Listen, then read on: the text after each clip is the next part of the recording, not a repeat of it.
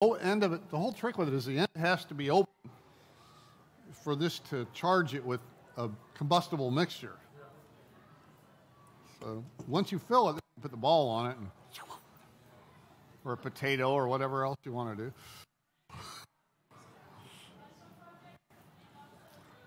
And then behind me is the big Tesla coil that actually plays music with the sparks.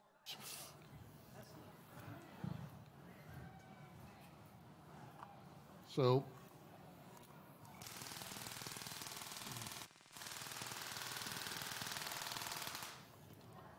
okay, so there's 1 a second. Every time a spark jumps through the air gets very hot and expands suddenly. It makes it pop. That's how lightning makes thunder. So that's what you're hearing.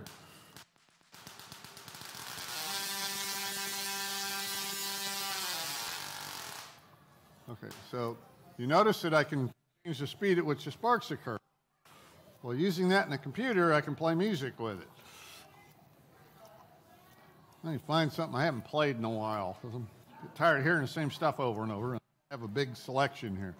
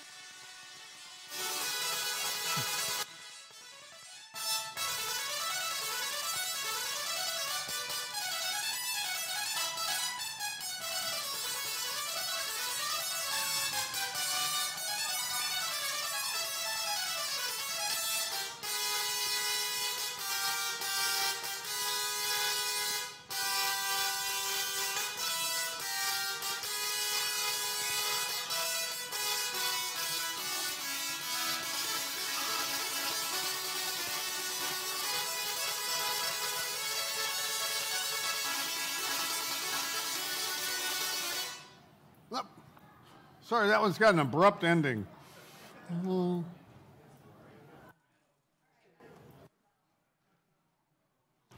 Let's see here. There we go. I haven't played this one today.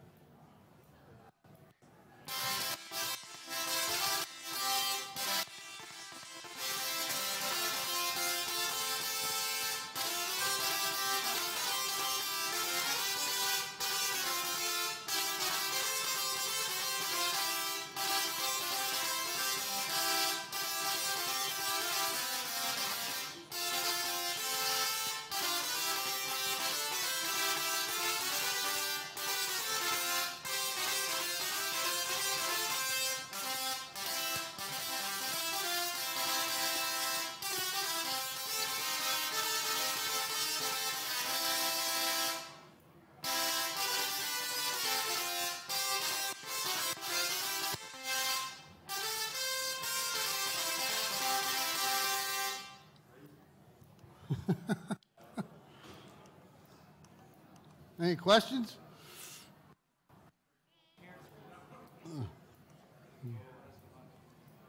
I'm sorry? I'm sorry. I thought you were using carrots to make it. It's MIDI. Oh, the carrot. I'm sorry. No. That's what's burning on the end of that thing. Oh, carrot. Yeah. It's just, it throws a little color into the spark. It has no purpose other than that.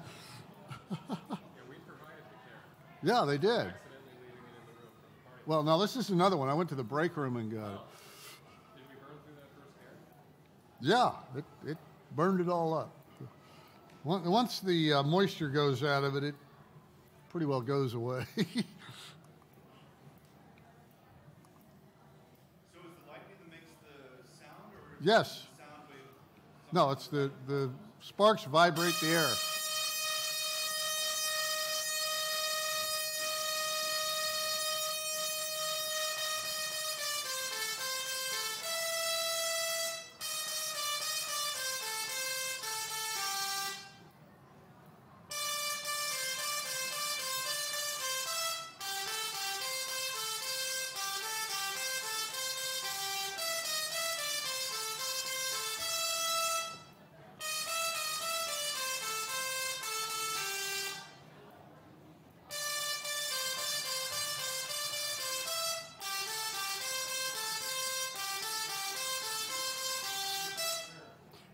Okay. I'm just going through here and figuring out what all's on.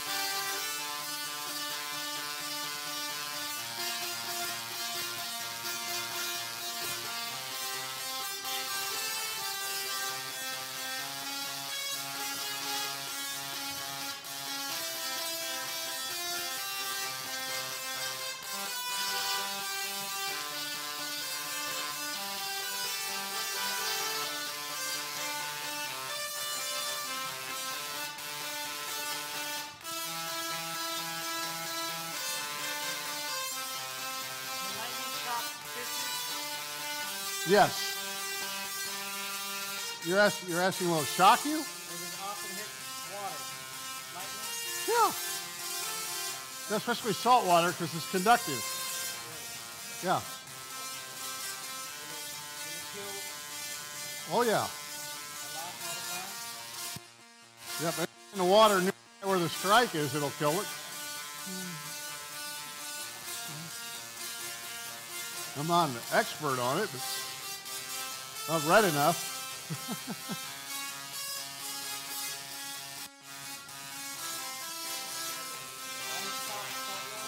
Yeah, mostly salt water because salt water is much more conductive than clean water. Yeah.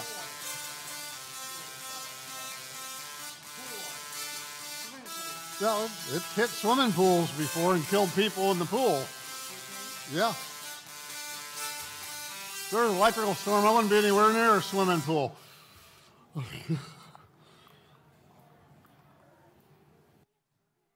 Everything okay? All right. Yeah, I know.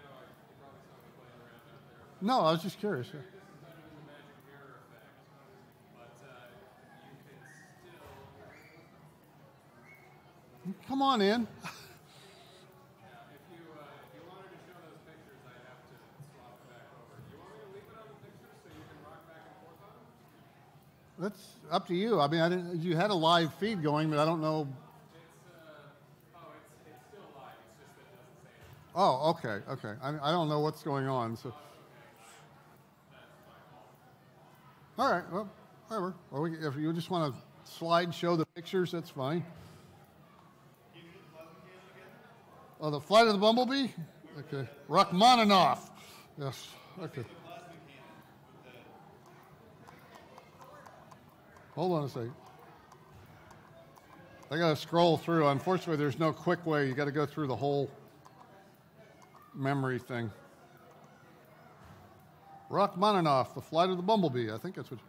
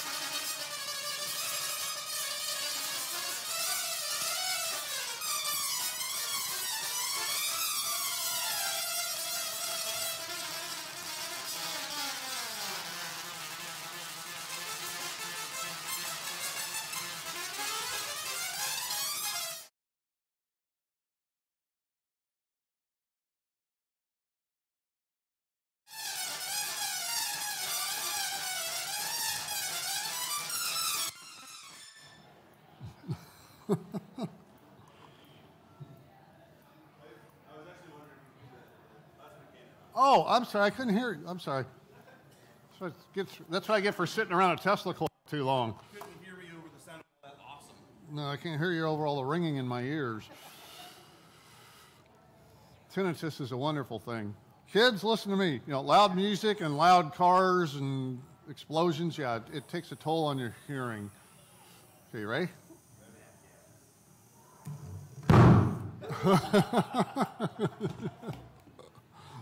Yes, MAP gas is more visible than propane. They both do about the same thing, but MAP gas makes a better looking flame.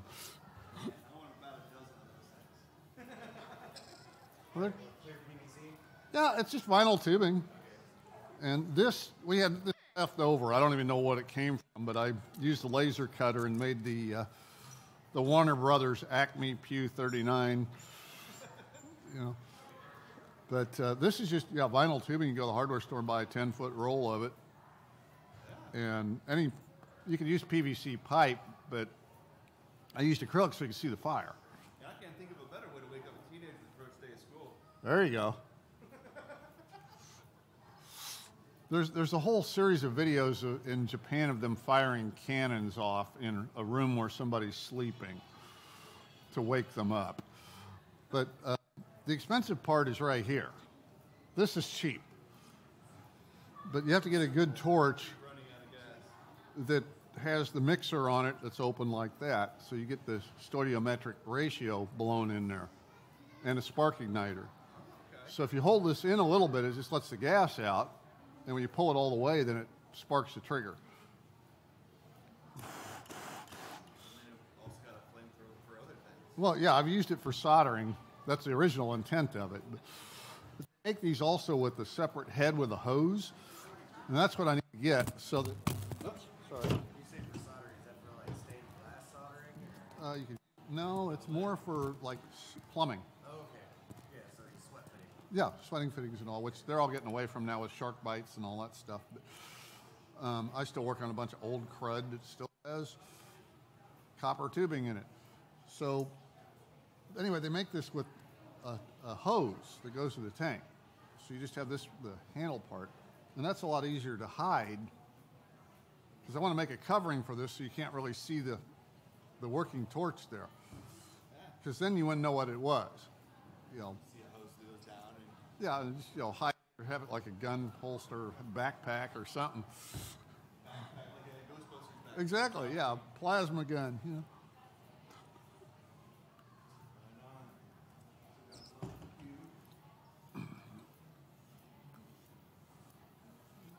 What have we got here? That is a Wimshurst machine. It's not working real well, but Okay, so it just no, that is an X-ray power supply. I don't have. Yeah, there's some pictures flying on the screen behind me of. I don't know if he's scrolling through them or what. That's winding one of these coils. I cheat. I use a lathe because I have it. That one. That picture there is actually this coil right here. Did you set the power feed on the lathe? Yeah, yeah. I set up a threading pitch for the width of the wire. Okay. So I'm okay. This is an X-ray transformer, an old style X-ray transformer. I'm taking apart to modify. This thing weighs about 350 pounds. You know, it's full of oil. It's real unwieldy to move around, and it can only do the energy for brief periods. This is a high frequency, basically using some of Tesla's technology, high frequency X-ray supply. It puts out the same amount of power as that huge tank, and I can pick it up. You know, this can put out 33 kilowatts of power. once you got it fully charged. No, there's no charge to it. It's constant. This is filled with oil for cooling and insulation.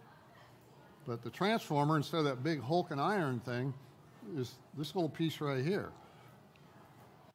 The higher the frequency, the smaller the transformer can be for the same amount of power going through it.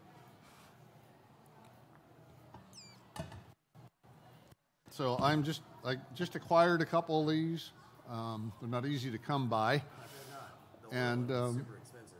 well, it's not the oil; it's the unit itself. I mean, you can buy them if you want to spend $500-600 for a used one. And I'm designing circuits to drive this, so I have complete control over. I can limit current. I can, because in the X-ray system, it's just on or off. And this way, I can limit the current and the duty cycles and all that with it, and adjust it. But I'm going to build a big Jacob's ladder. Yeah.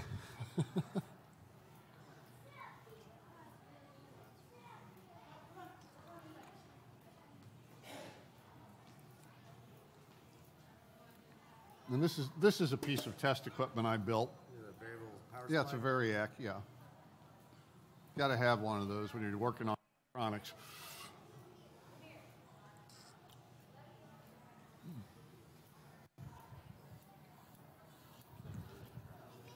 Definitely working. Well, depending on the venue, it has different names. I've had Idiot Attractor on there and a few other things I can't say. There's kids around. It works, yeah. They come up and they look at the sign and go, huh. That's high voltage electricity jumping across there. Why do you think it's in plastic? Good luck. See you later. So you can't get shocked. I think it really hurts you. So it's really just a scary movie prop. It's just for looks. So are you from this part of the state, or? No, I'm from Kansas City. Okay. University of Missouri, Kansas City. And I just do this for fun. It's really not part of my job. I work in the Newton Library, and we have guests, people come in here and there, and I didn't know how portable you would be. If he wants to pay me to come down, I'll come down, you know. I'll take a try then. Sure. Yeah, Newton, I'm trying to think of the... My previous employment, I was a service engineer in the machine tool business. And there was a machine company there. They were in, it was like an old dairy or something they'd taken over, and they were making parts for Harley Davidson. They're in Newton. And there's also the Harvey house there that they were going to, I don't know whatever happened with that. I was hoping somebody was going to buy it and restore it, and I don't think it ever happened. It's been 8-9 years since I've been there. So you know the place. Oh yeah. They used to come down to Wichita at least twice a month. Kind of miss it. Used to go to the Boeing surplus sales too. Yeah. I get all sorts of neat stuff. Neat stuff, something like that. Yeah, Neat stuff. exactly. You know, a lot of tooling for my machine work. But that's an old gamma ray counter. I just like it for the spinning tubes. Beautiful. Yeah. They're called decatrons. Now they're so expensive. They're not too bad on eBay, but I got to build a circuit board. It's not really very difficult to make a circuit. You just plug it into and it just sits there and spins. You don't have to have the whole power supply and all with it. It just runs off a wall outlet, you know. I just think they look, anything with neon or argon in it, you know, plasma, looks neat. Thank you, sir. Thank you. Do you have the Super Mario Bros. Theme on that? Yes, I do, actually. I have both the 8-bit and the 16-bit. Do you know the difference? Because the 8-bit is, didn't mean to hit that, sorry. The 8-bit is one note at a time. 16-bit is more than one note at a time. Okay, you ready?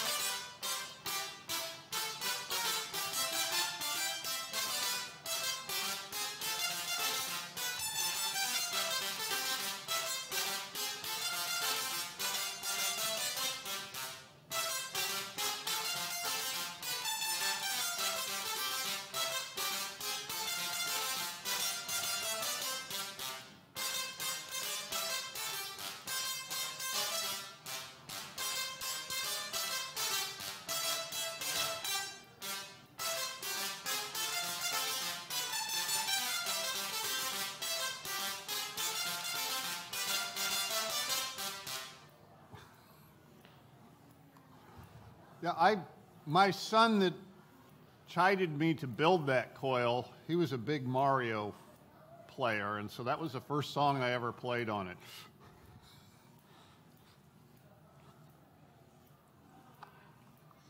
Any questions? Nope. Take it all in. There you go. When you figure it out, will you tell me? And don't say 42. I don't know how many people will get that reference.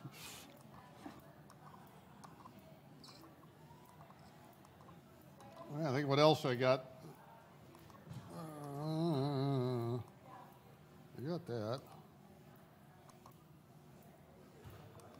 I haven't done Linus and Lucy.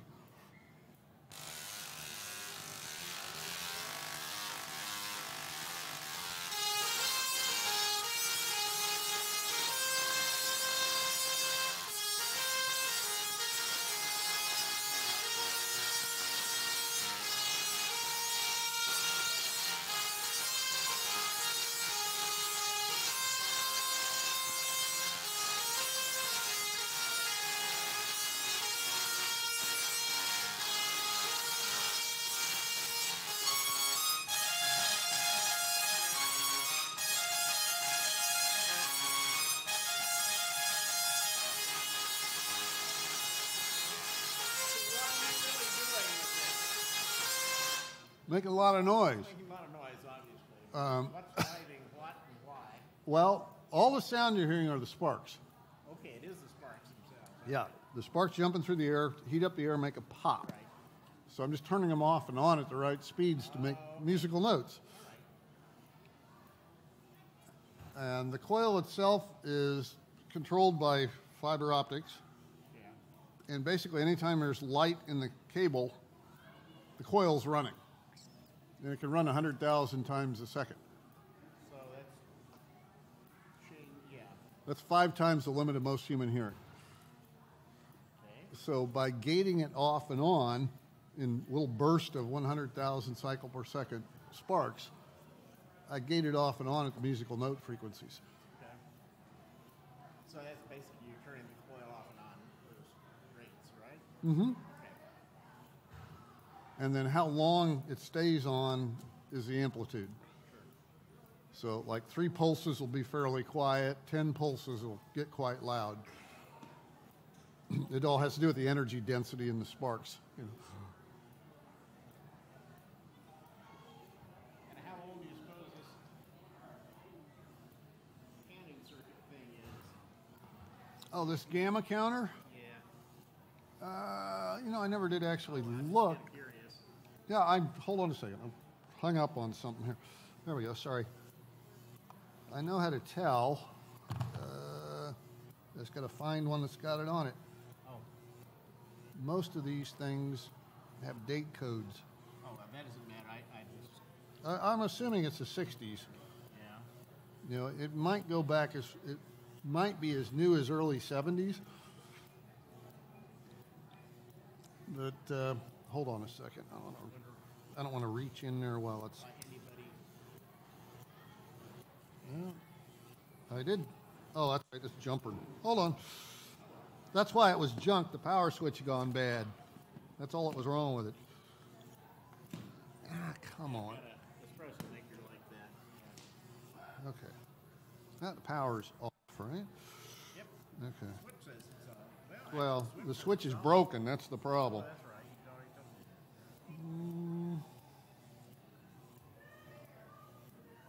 me. No, that one doesn't have it on there. Problem is they use this stupid, for years the electronics industry used this stupid 2-digit date code for the year. Well, you don't know what decade that is. Yeah. You know, if it's 08, it could be what? Is it, you know, 60, 70, 80? Yeah, that's a little warm. I forget, tubes get hot, right? I just used to mess with some counting circuit stuff, and I thought 65. this is so much trouble to do the same thing that you can do with this. Chuckle because they use these tubes with relays Yeah. to do the first computers. And if you watch the old TV shows like Star Trek and Lost in Space and Batman even, every time they had a computer running, they put that sound effect up. And it was actually a recording of these computers running. So it's that ratcheting noise because it was all the relays. And the best they could do was about 10 computations a second because that was all the faster a relay could mechanically open and close, you know. But these tubes have outputs on them that will drive relays. I just think they look neat, you know. Anything with neon and plasma in it. Just been a lifelong intrigue. Here it goes. Yep, the tubes had to warm up. Now the neon's instantaneous because it doesn't need a heated emitter, but the power supply tubes have to heat up before it runs. Man, did it stop? You did. Yeah, it's just picking up noise. So. There we go. Give it more noise there. Had to give it the laying on of hands. If I hang her out in a place where there's noises and lights flashing, my grandson would show up sooner or later.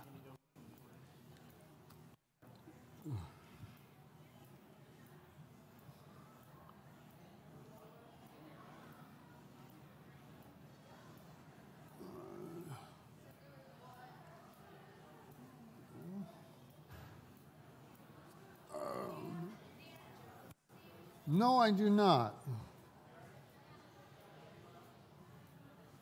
The big issue is finding stuff that, first of all, sounds good, but second of all, that there are free downloads of the files online. And I haven't tried looking for that one. That's another one I can add to the pile.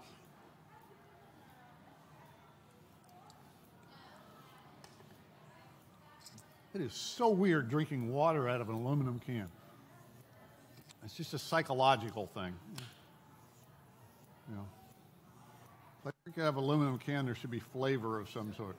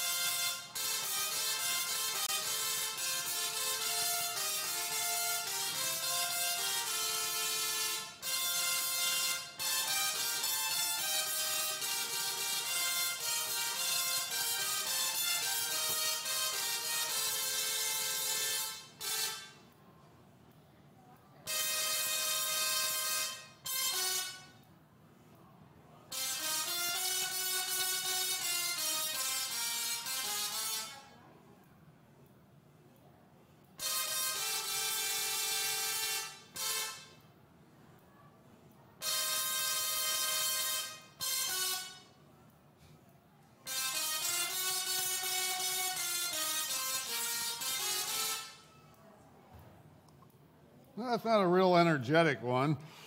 Let me see here.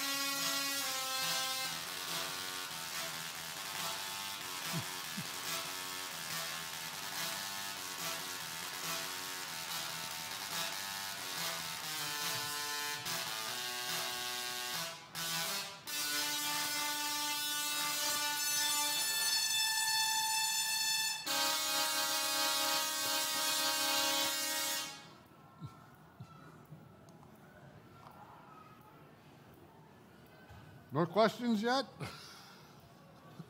Just keep playing music, huh? Okay. No, it's just plugged into an extension cord. Now, I have the power limited because of that.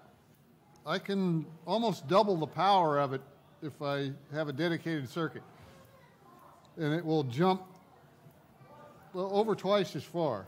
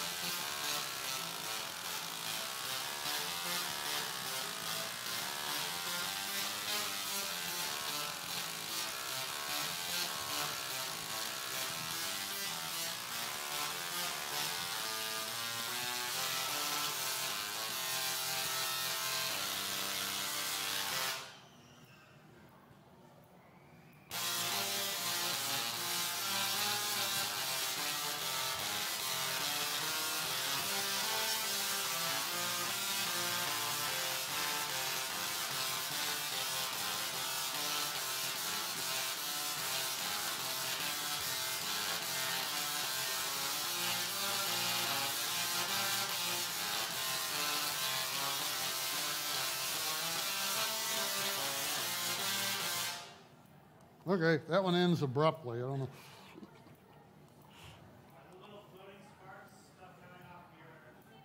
Okay, there is a carrot stuck on the electrode there. And so what you're seeing are little bits of the carrot burning off. It has no purpose. It's just, I was being silly and stuck it on there.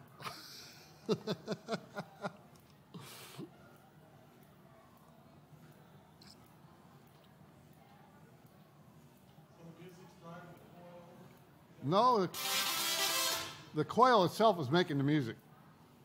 So the sparks you're hearing are what's actually vibrating the air.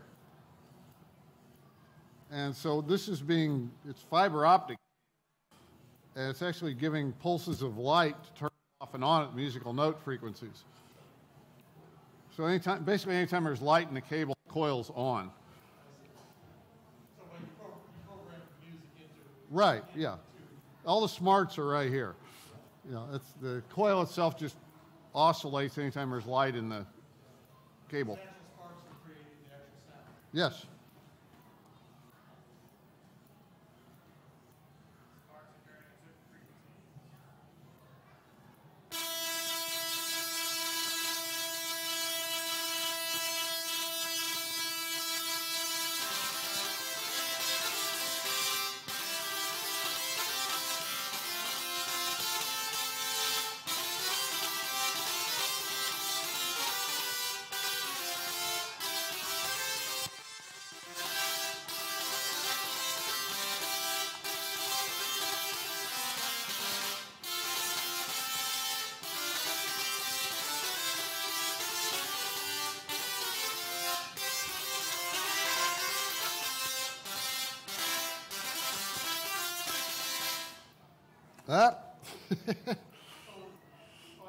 That tripped my breaker.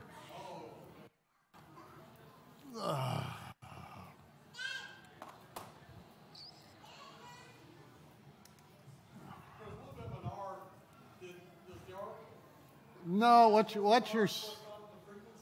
I'm sorry, what? Does the arc kind of correspond with the frequency? No, but the higher notes have more energy content in them. Okay, because they seem to be arcs, Right, so they heat up the air more and create more of a rise, and those are the ones you're seeing the bright white. Yeah. Because there's enough energy to keep the air ionized across there.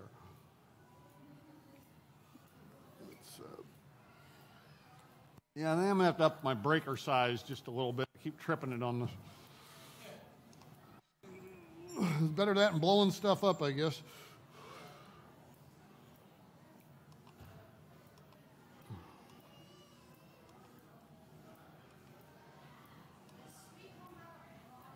No, I'm sorry.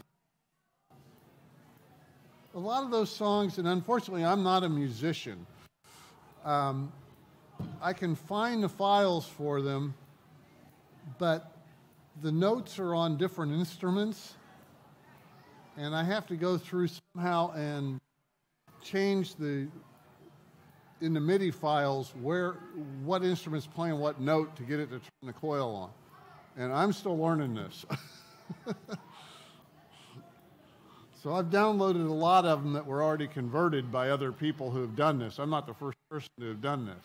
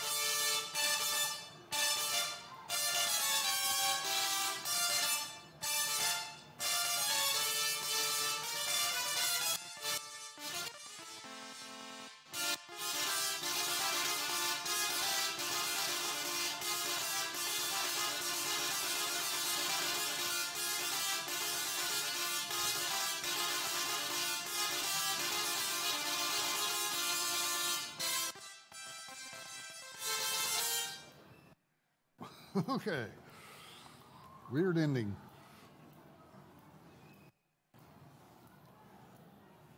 No, if I had a keyboard, I could plug it in here, and if somebody knew how to play keyboard, they could play it live, but I don't.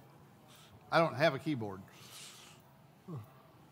Nor do I know how to play one, unfortunately.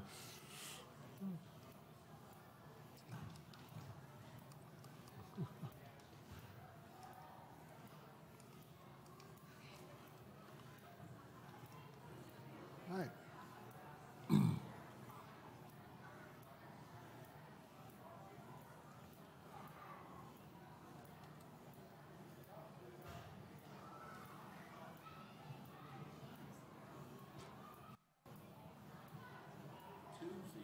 Yeah, that thing's older than I am, I think. Not by much. I just have it because it looks neat. We're going to scrap it, and I'm like, nah, it's too cool. Anything with flashing lights, you know.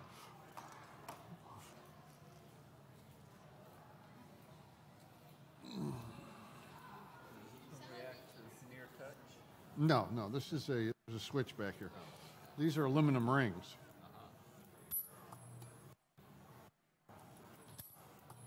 This is an electromagnet to launch them. But then you're supposed to ask, how does that work? Because aluminum doesn't stick to a magnet. Okay? But it does conduct electricity. So if you put it in a moving magnetic field, it makes electric current that makes a repelling magnetic field. How motors work, actually. Well, it's not working very well. I think it's finally worn out. That's about the best it's been able to do today. Normally it can do almost 3 inches, so I think St. Louis took its toll on it a couple weekends ago. It's worn out. I need to get a new one. I used to be replacement parts. They don't sell them anymore. You had to buy the whole unit. But That's how they get you. Yeah, I don't know. I've tried adjusting it and just not, it's not really getting what it should.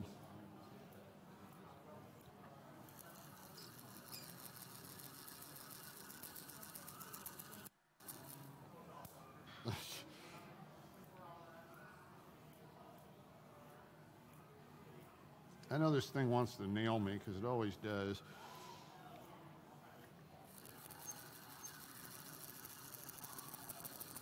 That's just not doing what it's supposed to be doing. Well, it'll spark if they're together because there's not much resistance there.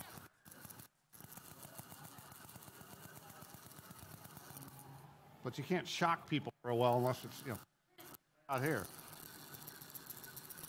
That's just not working. Which is weird. It was.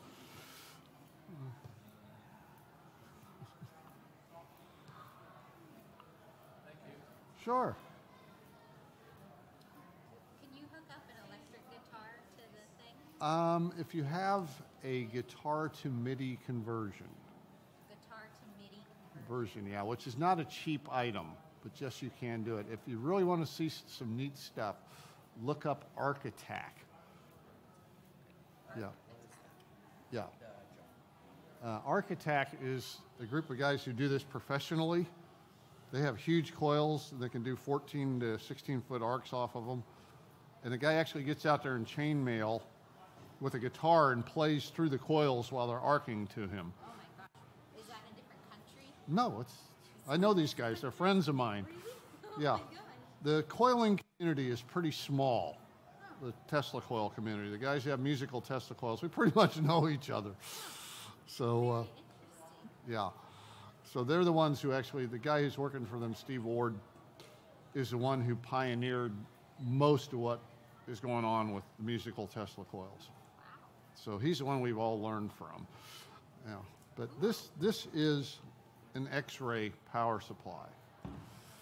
Off an industrial X-ray. Now, there'll be pictures up here, they're scrolling through, of, I used to have an old X-ray transformer, which is a metal tank about this tall that weighs over 300 pounds. And that was a power supply for an X-ray out of a doctor's office. And I wanted it, and I built a giant Jacob's ladder with it. And so it was 8 feet tall and this far at the top. The problem with that was, first of all, moving it around because of the weight, but also every time I turned it on, we were at Maker Faire in Kansas City, it wiped out every 3D printer in the building from the electromagnetic radiation from. Really? Oh my God. Yeah, they had a hard time before they figured it out. And then they were ready to organize a lynch mob. Well, it didn't damage them, but see, there's one of the tanks there. Wow. Off the table, that thing stands about this tall. And there's me pulling the guts out of it. And yeah, no, it didn't damage the 3D printers, but it just, interrupted their print, so they had to start over. And yeah, about third time, I think they were ready to organize a lynch mob, so we had to stop running it. So this is my answer to that, is this puts out the same power as that big ugly tank, but, you can pick it up. Yeah, and it's high frequency. It uses a lot of Tesla's idea in it. This is the transformer. You see how much smaller it is than that big iron thing that's in there, because the higher the frequency, the smaller the transformer to get the same amount of power through it. So this operates at 60,000 cycles, as opposed to 60 cycles, which is what the original transformer worked at. So these aren't easy to come by. I just got one of them, and I actually got two of them. So I'm in the middle of hacking into them and figuring out how to drive them, build my own circuits to drive them, have a little fun with them. See how big of arcs I can jump. I'm sorry, what? Did you make that Tesla coil yourself? Yeah, I hand built it. That's 5 years old. Now, I didn't write the software that's controlled. That's somebody else is doing, but yeah, this is all hand built. This is actually a lampshade. Yeah, that's pretty. It's prettier than the one in the picture. Yeah, the one in the picture was what used to be on here, which was a piece of beat up dryer duct that was painted copper. Because I'm cheap. Yeah, the pictures here now are a second one of these that I built for the Science Center in Kansas City. And I'm not in control of this. It's just that's this one here, actually, when I was building it. But that's the one for Science Center in Kansas City. It's much more cosmetic, and the aluminum dome on it is about $300. So I'm not. That's cool that you built that. Yeah, they like it, and it's the same exact circuits as this. It's just done a lot more cosmetically, because it's a museum piece. Mine is just, I don't know. I get a kick out of the fact that I made 90% of this is recycled components. That's neat. And it's a fun thing. And a friend of mine, her father was a lamp maker, and he unfortunately passed away. And they were clearing stuff out, and this was an old lampshade that he had. And they were going to pitch it, and I'm like, nah, that's too cool. What's too steampunkish? Yeah. So I figured out a way to mount it up there, and it works.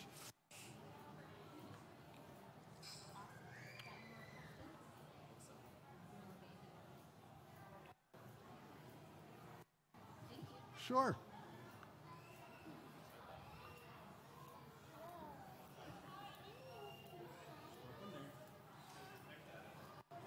Ah, but watch.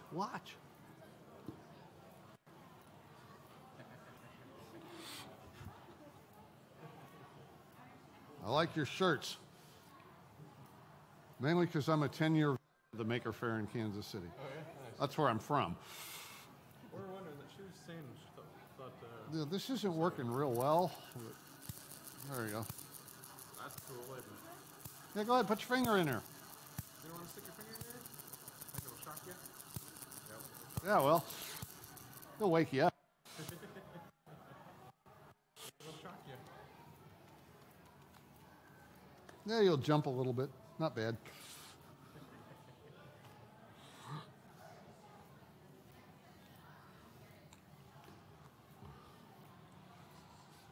It's an X-ray power supply. Is that what that is? Yeah, I just acquired a couple of those, and I'm getting ready to start hacking into them. I was discussing that originally I built the Jacobs ladder there with the spark going up. Over here I built one using an X-ray transformer of a doctor's office. Oh, nice, nice. And the transformer's this metal tank about this tall, and they weigh like 350 pounds, you know. Yeah, yeah, Well, they're kind of unwieldy to move around, especially when I'm by myself. yeah. Well, this can put out the same power. Oh, really? Yeah. Nice. Using high frequency inverter technology. So I'm working on hacking that and making it do my dirty deeds. Nice. A lot of high voltage stuff. You know, that's a small one of these. It's my spare, as I call it. I always carry a spare. So because I have had instances where, due to physical trauma from moving, this has gotten damaged, and it didn't work. And I'm like, what am I going to do? Well, pull out the little one, set it up, it runs. You know, always got a second one with. There you go. Nice. Thank you. Yeah, everybody needs one of these. Yeah. I don't know. I can't find a way to get this tubing to stay put. I've tried heating. I've tried everything, and I've tried double-sided tape, and it just won't hold it.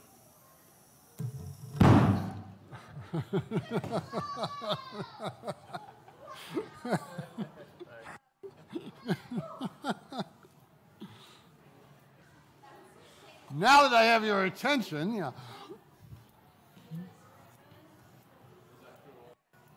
All right. How about some music with lightning?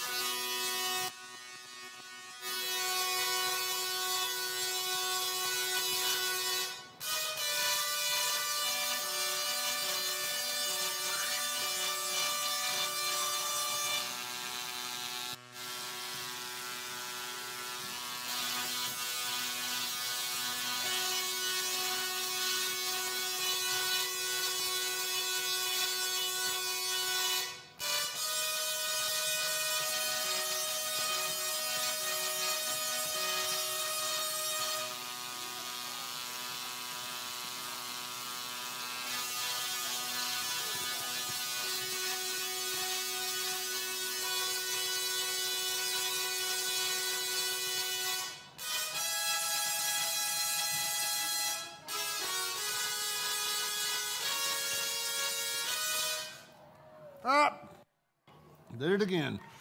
Sorry. The high notes take a lot more energy than the low notes,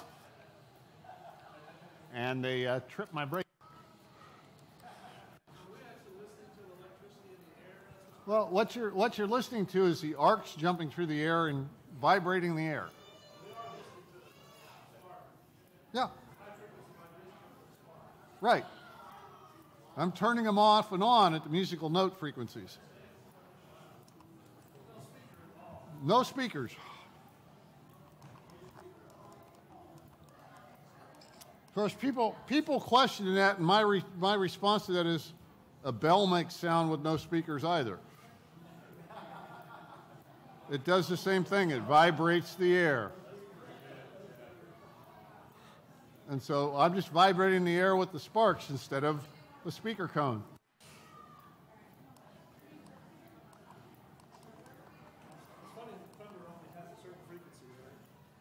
Well, it's big. It has to do with size. Thank you.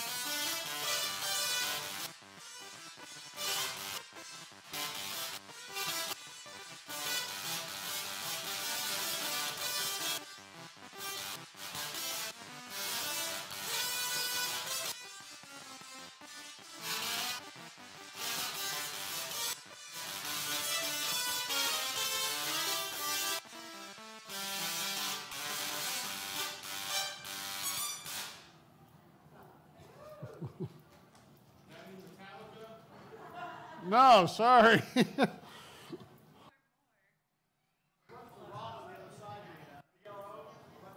Actually, what you're seeing is carrot stuck on the end of it.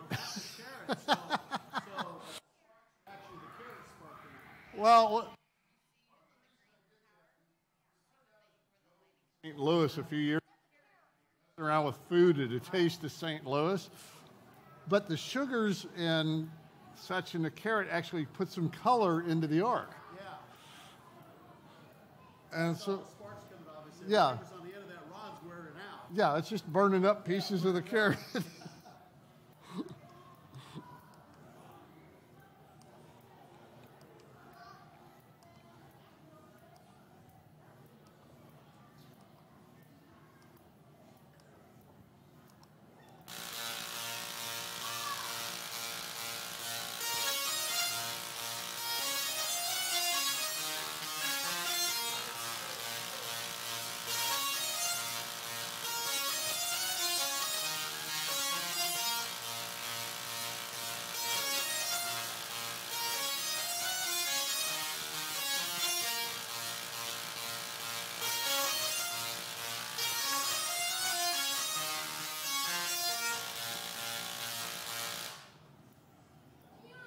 Zombie Nation. What, Doctor Who? Any Doctor Who fans in the house?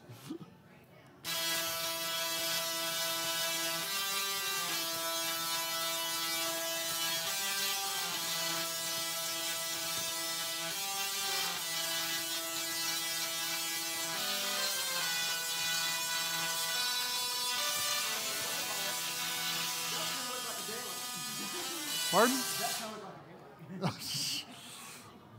There were a ton of those running around at Maker Faire in Kansas City. They had a pretty good showing of all the cosplay people. All right.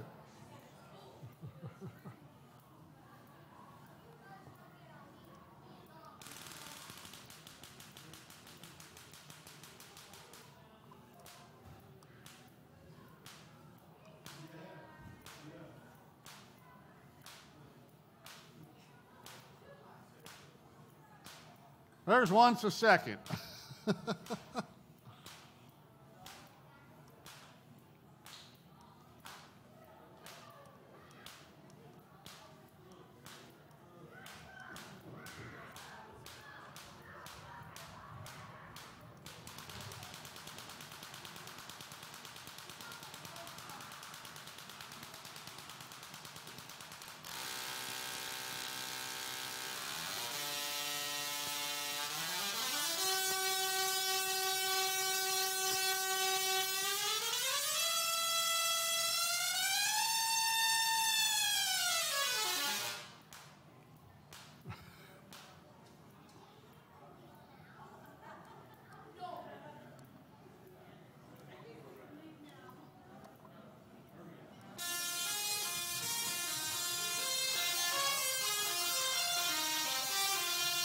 Ba-dum-bum-bum.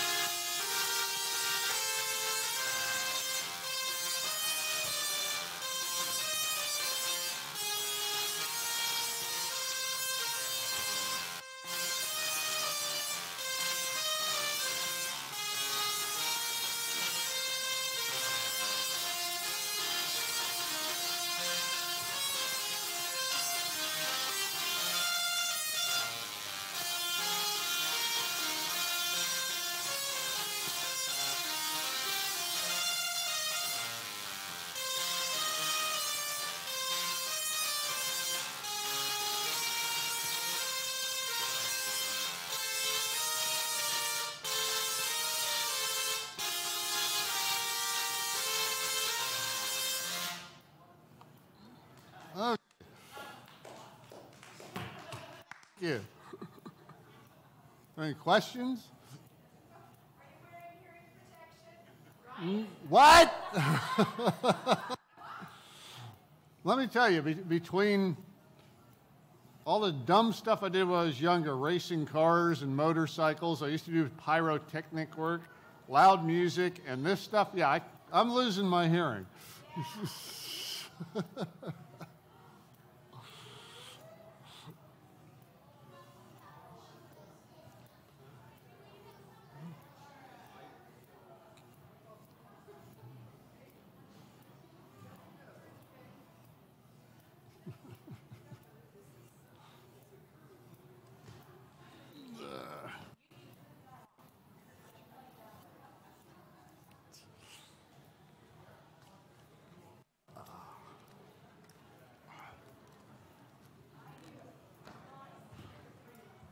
You guys need one of these things.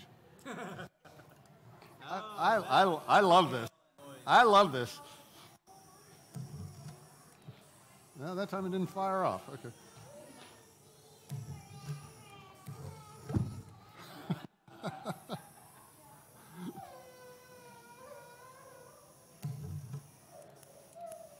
Okay.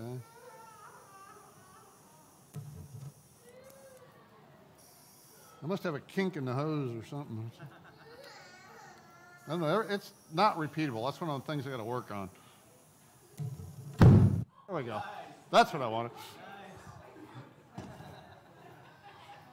I was doing that in Union Station in Kansas City a couple weeks ago, or last month actually. That was pretty funny. It would just, when they hit a good one, man, it would just resonate in there like boom. Oh, somebody broke my wire. Again. Yeah, that's the problem. The kids keep picking it up and flipping it around. That's one of those endless. Yeah, it's an infinity mirror. Infinity mirror. Yeah, that's pretty cool. So on Halloween, I cut a hole in my shirt and mounted it right. Except a friend of mine did me one better. He mounted a liquid crystal display in his shirt and put a camera on his back. I mean, it looked like you were looking right through him. It was great. Nice. Is there any one in particular to focus on? Whatever you'd like to ask a question about.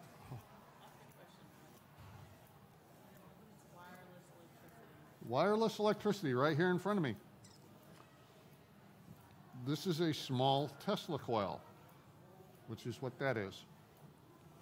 Now, Tesla's idea was to broadcast electricity free to the people like we do radio, television, and cell phone. Well, that stuff's not free because somebody's paying for the advertising, but anyway, you get the gist. So this is a small version of his idea. This is a fluorescent tube. This won't work with a regular incandescent bulb. It has to be something like a fluorescent tube. But he wanted to do this on large scales, like whole cities. And you can imagine, I mean, this stuff hadn't been invented back then of radio, television, and cell phone. This would have interfered with a lot of that. Not to mention, we didn't know about electromagnetic radiation and what it would do to people. If you had this on a scale big enough to light up a city, I imagine everybody within about 5 miles of this thing would get cooked. I don't know, but anyway, there's your wireless electricity. They use this now for like your cell phone chargers, I think a toothbrush. And now they're talking about electric cars. But it's a proximity thing. It has to be pretty close. Because they can't radiate that much power out. Unless the roads are... Well, they've talked about that too. But see, then the problem with that is then who pays for it? That's what's holding that idea up, right? Who's going to make money off of it? Yeah, Someone's gonna- that's what I'm saying. That's what's holding that idea up. It makes sense that you would put the energy source in the road and not in the vehicle, because then you could light the heck out of the vehicle. You wouldn't have to worry about running out of power. Just be an empty shell. I mean, you'd have a battery there for when you go off the main road, but I'm saying you could shave 1,200 pounds off the car if you didn't have to carry your power source with you. But who's going to pay for it? Yeah. That's what it comes down to. The same reason we don't have this, because J.P. Morgan and Thomas Edison decided, why would we give electricity away for free? We can charge people for it.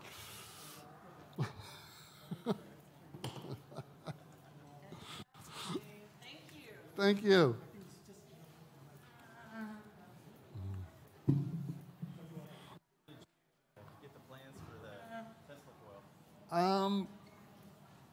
Basically, I mean, I hand built that. Did you? Yeah, and We've got one like this at the school that the students built. that's what that one is. Yeah, the students built that one. Yeah. And they don't sell that kit anymore, unfortunately. I wish they did. It's a nice kit. No. Hey, guys, please don't. Yeah, in fact, there's a picture up here. It'll get to it eventually, of me winding this actual coil, because the original coil, when they put it together, they didn't know about cleaning the inside of the tube, and it arced. Yep. And then once it arcs, Yeah, it's smoked. I mean, it stunk bad, and so I had to make a new one for it. So I had to, I rewound it, and I've got a second one that I wound just to carry as a spare, okay. in case something happens, because they're pushing this pretty hard. They are. Yeah, it Yeah. gets out there. That Yeah. hard. Yeah, they're pushing it pretty hard, and especially considering how lightweight the electronics are in there. Oh yeah, for sure. So, you kinda got the same so this basic is, thing set up. yeah, Yeah. that's me winding the thing. Yeah. Actually, that's it right there, because it's smaller. Okay. But that's this coil. The other one was the twin to this that I sold to the Science Center in Kansas City. Okay. That's pretty impressive. Thank you. Yeah, but it's, I mean, yeah, I spent 3 months originally, and I was scratching my head, and I hit analysis paralysis, for lack of a better term. And I finally said, I'm just going to start somewhere. Right. So I did the secondary first and figured out the tuning on it. Right. And then it was just a matter of tuning the primary to match it, Because you just store-bought capacitors and then you. No, I did not. Oh, those aren't. No, the IGBTs and the capacitors came from, well, these here are the tuning, these are, Right. yeah, these came from the National Weather Service radar systems.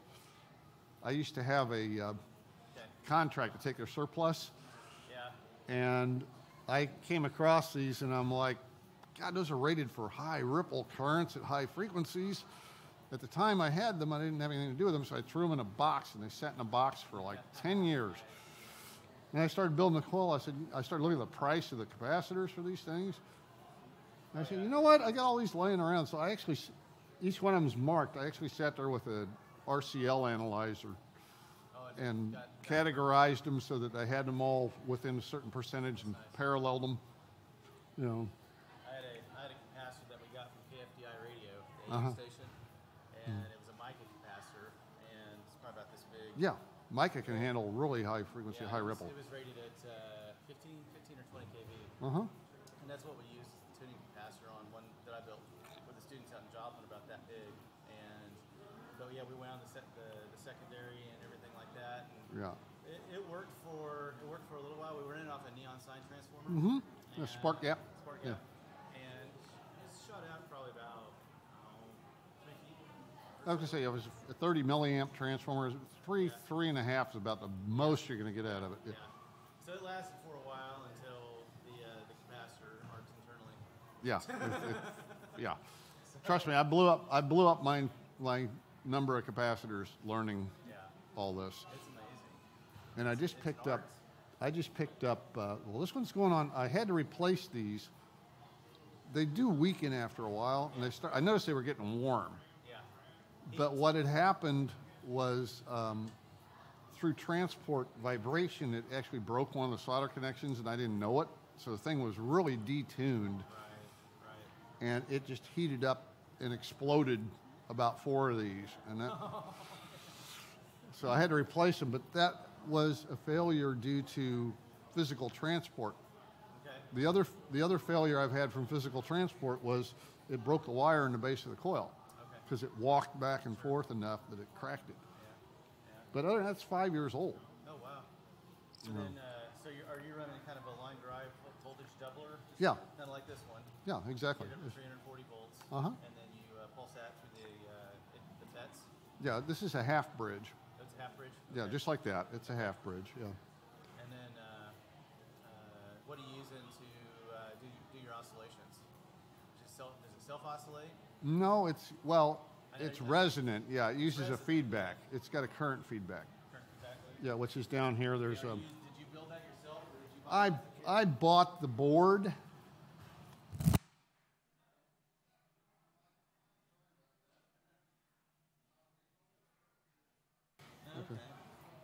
Yeah, I bought the board from, I think it was Eastern Voltage Devices.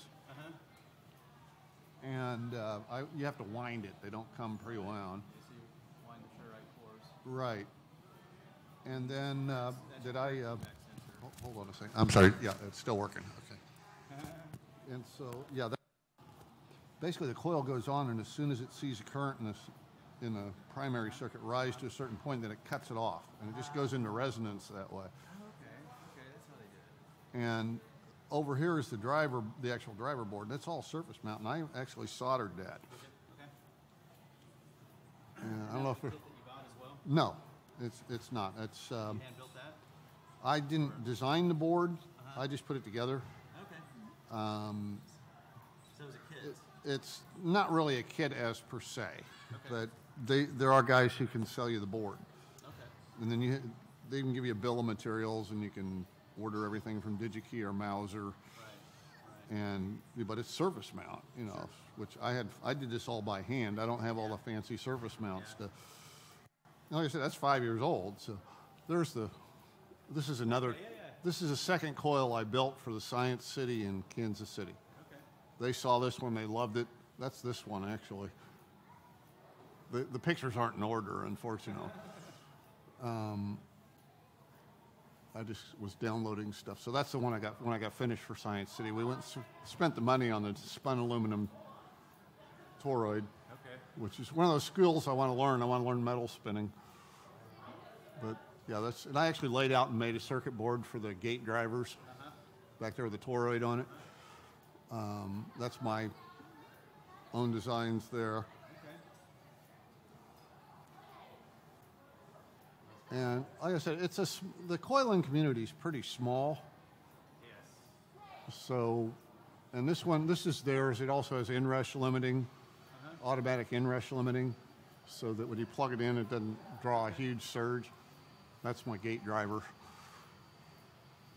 But the coiling community is really small, so, I mean, we all pretty much know each other. Right. And the guys there's the driver board. And I can give you the information on where to get them. Here, let me give you one of my cards. I'm the campus director of Wichita Technical Institute. Yeah. I graduated from there. My background's electronics and IT. Okay. I'm also a master IPC trainer for IPC for solder certification. Very good. So we do all the surface mount. You got all the toys then. Yes, we do. That's great. Yeah, I started to do something with the smaller size of surface mount, and they were what 20,000 spacing, I think. I couldn't do it. It's tough to get in there, that's for sure. Yeah. So I was unable to finish that. I had to have a student do it. I typically, like on something like that, you just bridge them all together and get some wick. Yeah, that's. Wick across and just wick it off. Well, I tried that, but they also did the solder paste, I think. Oh, paste works great too. Yeah, with hot air. right. That's how they did it, I think. Yep. Well, anyway, so if you want, look up Arc Attack, if you're not familiar with. Arc Attack? Yeah. Okay. They do this professionally. They charge like 10 grand to show up, and they've got these two huge coils, a robotic drummer that's all controlled. I think I've seen that on YouTube. Right, yeah, and the guy comes out in a chainmail suit with a guitar and plays through the coils. Yeah, it's impressive. And so the guy that's working for them, who does a lot of their engineering, is Steve Ward. Okay. And he's like the guru on this. He's the one who's really developed all this technology. Yeah. It is pretty amazing. And he now is making, and I want to build one. Well, there's several people that built them. They're called a QCW.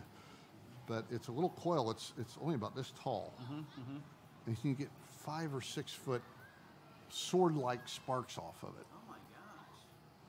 Wow. And it doesn't branch. I mean, it's just bizarre. And what's happening, and he's actually breaking some ground in learning about how ionized channels propagate through the air. Right. And it has to be high frequency, so it's like 350, 400 megahertz, or kilohertz, I'm sorry, kilohertz. 350, 400 kilohertz. And what they're doing is they initiate it at a low voltage, and the bus ramps up. So once it starts that air, the ionized channel is pretty much a short. It's conductive. Yeah, it starts the. So once that starts, and they start ramping the bus voltage up, and it just propagates that channel. It is just wild. I want to build one. I'm just learning, I got to learn how to control it because you got to time everything. Oh yeah, yeah. But And it's got to know when the air's ionized and starts working. Of course, it's going to do that because it's going to pull more. no, it's just a double optical interface, and there's a ramp generator, and at the same time they gate the coil on. I mean, I've looked at it on an oscilloscope. I've seen what's going on there, and it's just. I'm trying to build something. I actually want to try and do it with power factor correction, so I could. Oh, there you go. I want to try and integrate the power factor correction with the ramp generator, just to see if I can do it. A little bit of engineering behind that. Yeah. That's pretty neat. So the main purpose is to. It's cool. Yeah, it's cool in here. That's why I got a jacket on. But my thought there is to make it a lot simpler and lighter and small, to move around. Right. Not that they're real big and heavy, but Right. if I raise the frequency up of that these guys are making these huge cores to do it, and it's like, you don't need that. I've got power supplies out of server units I've taken apart that have power factor correction in them. They're putting out 3,200 watts Oh yeah. through two toroids about that big. Isn't that amazing? Yeah. Amazing. Well, it's even this thing. Yeah. I just acquired a few of these. This is an X-ray power supply. Okay. I couldn't figure out how they were getting the power levels through this that they are. This thing puts out 33 kilowatts. Wow. And I'm like, there's the core. Oh my gosh. And I'm looking at that thinking, all I know about, making inverter transformers, there doesn't seem to be enough magnetic area to do that. Wow. Unless you're running that thing like 2 or 3 Tesla. Yeah. I don't know. Wow. But this does it. I mean, this sits in oil, obviously, so cooling, and insulation. But the other thing is, I'm working on getting a whole bunch of these because it's multiple windings that are seriesed, but they're like a voltage, multiple. These are capacitive. Oh, those are The the diodes are are up there. top and So bottom. it's like an old time TV tripler. Right, pretty much, yeah. So, Croft Walton. So you got like a flyback on the inside. Yeah, A it's just like, tripler, and it just creates the energy for the. yeah. Wow. And so I've already got a couple of these that were broken that I'm rewinding. But what freaked me out was the power supply for this thing is they rectify 230 volt, 240 volt. It's rectified. Right. Sure. Yeah. Okay, then do a full bridge on it. So is it filtered though? Is it? I mean, Oh yeah, it's DC? filtered and full through a full bridge. Okay. Okay. But still, you're talking what, 320 volts or something like that, DC. Oh yeah, at least. Okay, so I was really surprised when I tore one of these apart, and the primary is 5 turns. So it's using a circuit and it pulses it. It has an inverter that drives it, Okay. which I'm going to build my own. That's what, but That's pretty amazing. I just didn't think you could get that much power through that core. I mean, all the stuff I learned in the past of sizing cores and the magnetic, the area of the core and all that, it doesn't add up. That's pretty amazing. But they do it. It puts it out. So I was actually playing around with this. I just hooked a ZVS to it. Yeah. One of those Chinese ZVSs, because I had one of those for an induction heater.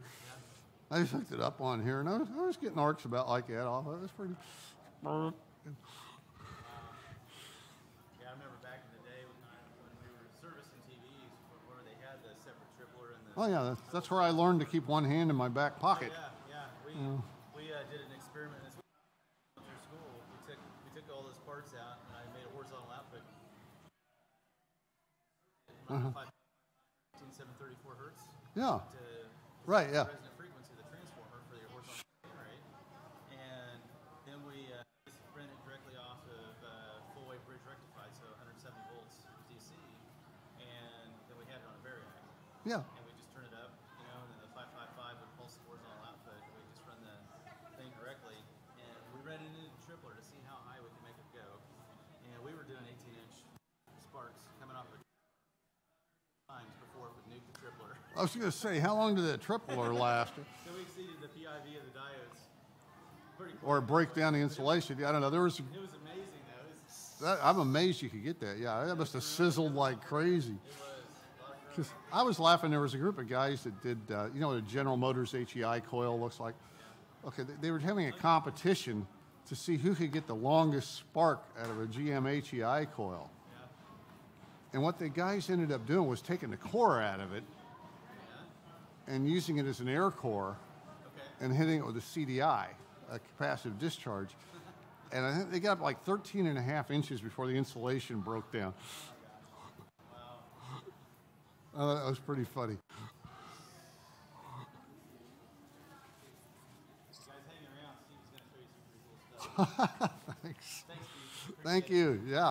Yeah, I'll let's see, you gave, Give you a card, yeah. okay, If you shoot me an email, and I'll give you an email with the information on who to buy the stuff from. Yeah, and then you guys can start putting them together. all right, thanks a bunch. Yeah, and I've got, I just hit upon, I'll be with you folks in 1 minute. I'm sorry. I went in the scrapyard with a bunch of metal I was taking down there. And I'm looking around because, you know me, I got to look around. There sat 2 potential transformers with the 120 to 1 on the side of them Oh, my gosh. Wow. in perfect condition. So I was over there like flies on horse manure. Yeah, It's like, oh God, will you sell these to me? So then I find out he had 2 225 kVA backup units out of server rooms that had just come in. Oh, wow. So I'm over there. They got 600 amp IGBT bricks in them. Nice. Oh, yeah. So I have 24 of those now. So yeah, I'm going to build a big coil. Yeah, that's going to be pretty amazing. Yeah. Have fun and be safe. Thank you. You too. Hi, folks. So I have a question. Yes. For this big of one, there can be smaller versions of this. How high a voltage does it have to be for this one? This is 15,000 volts. So a good rule of thumb is 10,000 volts per centimeter. Okay, that's what electricity will jump in open air, just average humidity. So you need, we build, I don't have one here to show you, unfortunately.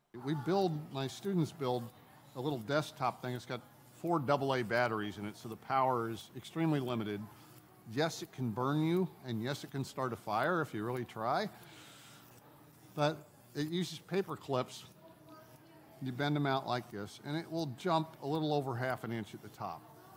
So do you teach science in school? No, I do not. I am the design engineer for the physics department at University of Missouri, Kansas City. Wow. So I mentor a lot of people, but I don't actually teach. I design and build all their equipment. They do their research with, and I repair what they've got, and then I design and build demos, which is part of the job. Have you heard the name Dean Ortner? Mm-mm. Million Volt Man? No. Okay. I mean, I know guys that are beating that number these days, but Being shocked by it? no, thank you. Okay. Well, they do, but they're in a chainmail suit that's grounded. He doesn't have a suit. He just I think I've. Well, I've seen, I want to do that too. I want to build a platform on top of the coil and stand up there and throw lightning bolts off my fingers. Oh, excuse me, 1 second. Oh, my plasma cannon. I love this thing. That's right. I got to find a better way to hide it, though.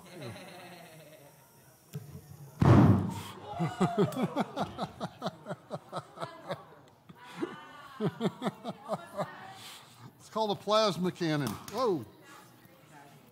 Except I need to paint this cable orange because I can't see it.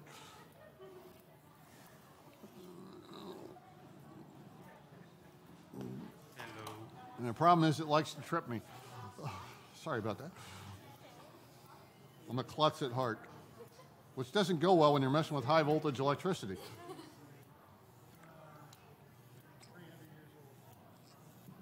you said someone was the big Tesla coil with the bolts coming off? Yeah, that's what's playing music in here. That's what I just tripped over, was the control for it. Luckily, it's pretty shock-proof. That we saw, it's like a big one. I'll have to look up photos of people. Well, it depends on where you were and who you saw, because I know most of the people. So. Yeah, someone over there had a little one that he was lighting up lights with. Oh, over here? Yeah. I've got a bigger one than that I demo the... Oh, yeah. But this is like what that looks like. Yeah, well, his lighted up 12 inches away. What? No. You know, you got to get into that Tesla coil envy thing. You know? For that one, you need it in like a Faraday cage or something, right? Otherwise, you'll get electrocuted. No. I mean, I don't want to jump it to me, no. But I mean, I stand here all the time running these things, so it's safe. Or relatively so. You know. Okay. Ready?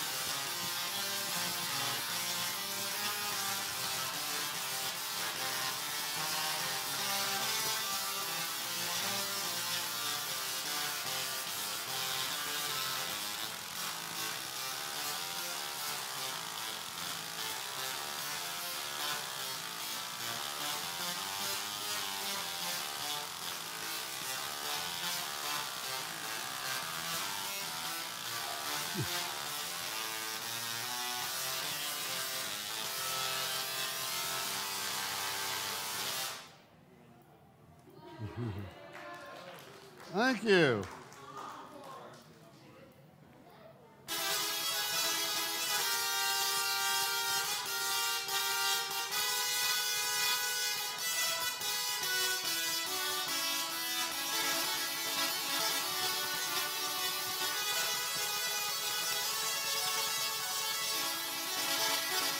Whoop! Sorry, had the volume up too high, tripped a breaker. Okay, so and then what's this one? Oh, okay. How does it work? Not again. It's called a plasma cannon. It doesn't always go off, and I don't know. There we go.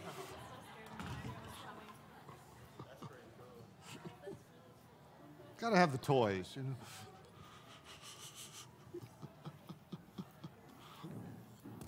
Okay. So this is like that, right? Yeah, this is my backup. Pretty small backup. This one will actually shoot out about this far.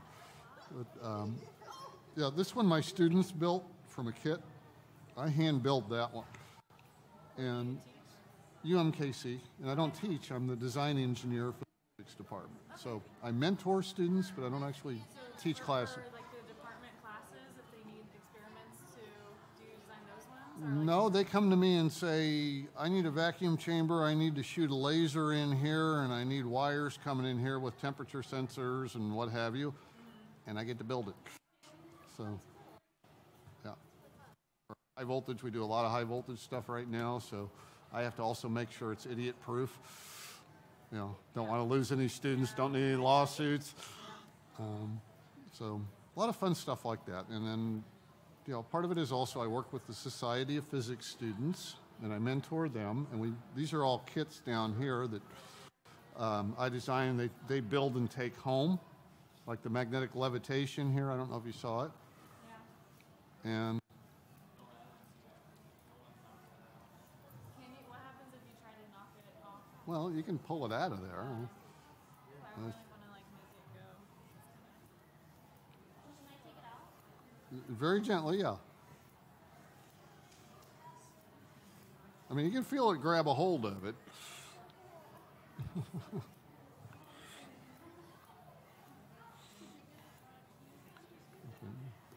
Up. You had it up. Probably not in the right orientation. Okay. And then this here is, you know, it's about $5 in parts. It's not the hardest part's winding the coil, but we cheat and pre-wind it for them.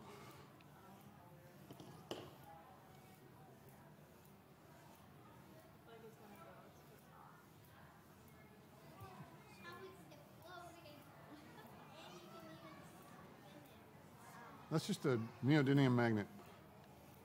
And the bottom piece is copper. It has nothing to do with the levitation.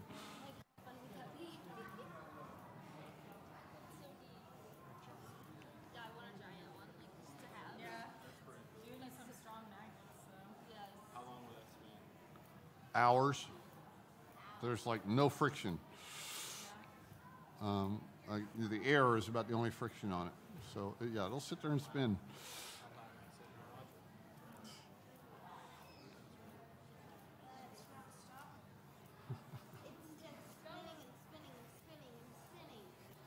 Thanks.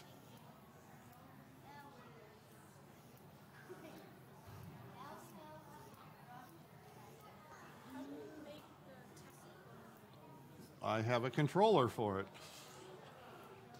The sparks you see are what's actually making the sound. So every time you jump a spark through the air, hold on a second. I did that wrong. Okay. Okay, so there's 1 time a second. So you can see, you can't really see a whole lot of the spark, but you can see the reaction of the light up here. Right. So right now the energy there is very low because there's 1 time a second. All right. Every time a spark jumps through the air, it heats the air up around it, and the air suddenly expands. It makes that pop. This is how lightning makes thunder, but on a much bigger scale. So as I speed that up, the number of pulses per second is increasing, and so the energy, yes, the energy in the sparks is getting higher. As I turn this up higher, then they'll get more and more visible.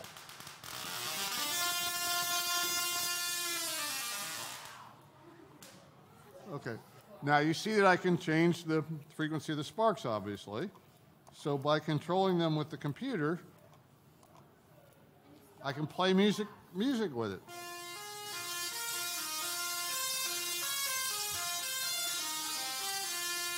Ba-dum-bum-bum.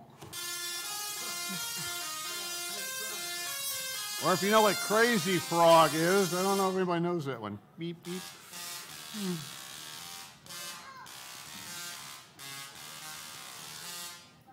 Ba-dum-bum-bum.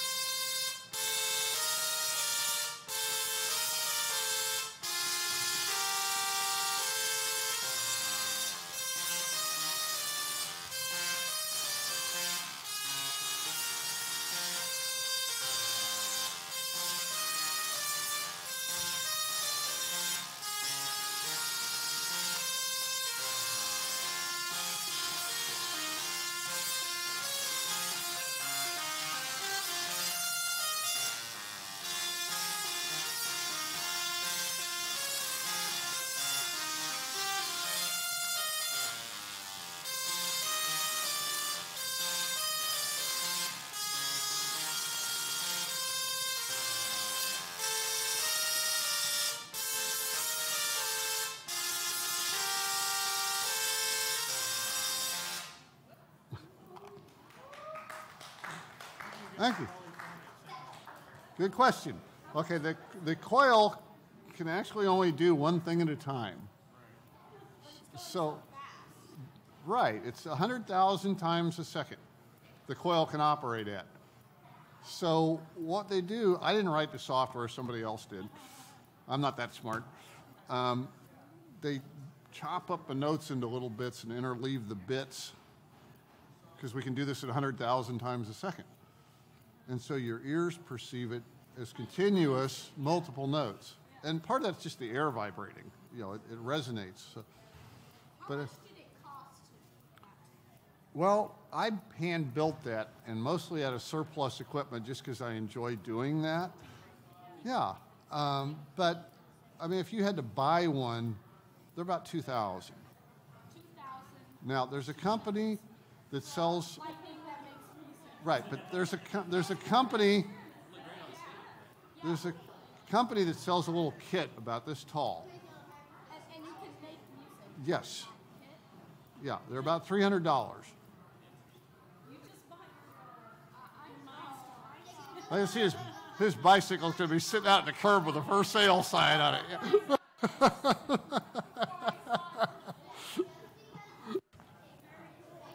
Thank you. So you're off you're on summer break right now?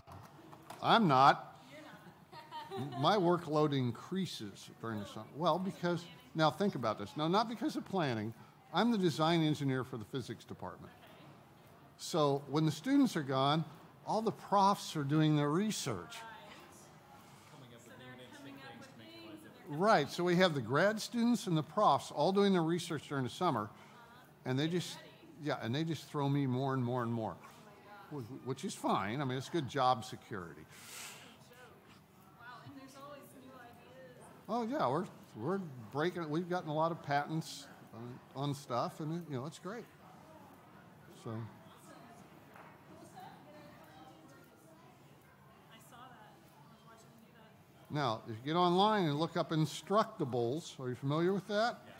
You know the Instructables. You can, the information for doing that is on there. And it's not expensive. I mean,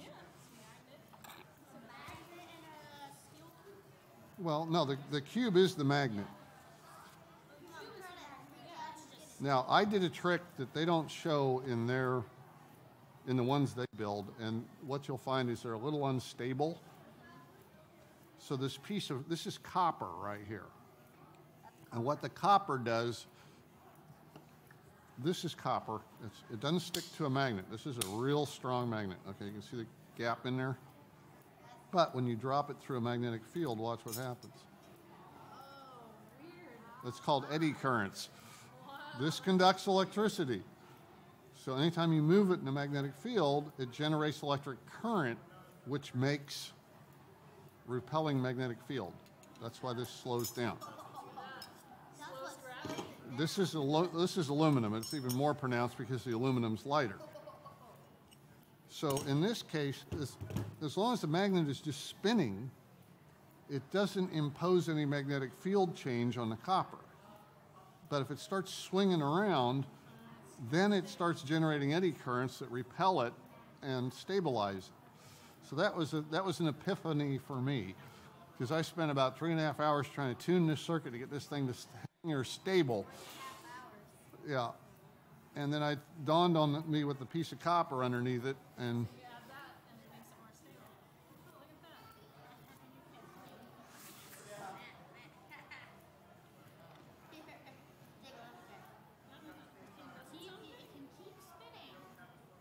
well, it'll spin for hours. There's like no friction.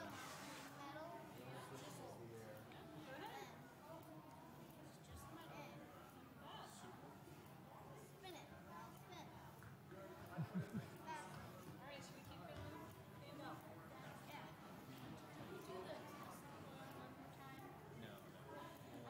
Wait till the end of the show. We have no idea what kind of electricity What? Thank you.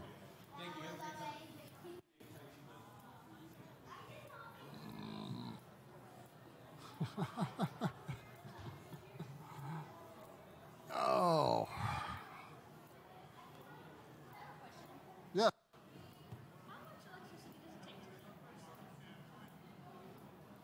Well, it goes by the amount of current going through your body. I mean, that's a good question. So between 1/10 of an amp and 1 amp going through your chest, it will lock your heart up. And it will also make your muscles lock so you can't move. So pardon? Well, that's what I'm saying. It locks up all your muscles, including your heart. So yes, that's going to kill you. Now, it could. The thing is, it's at a very high frequency, and it's more likely to do nerve damage and burn you than lock you up like that. So I just got into this place and Yeah, that's why this is in plastic, because yes, this could kill you. this thing could kill you. Yes. That's why it's in the plastic, so nobody can touch it. It's just art.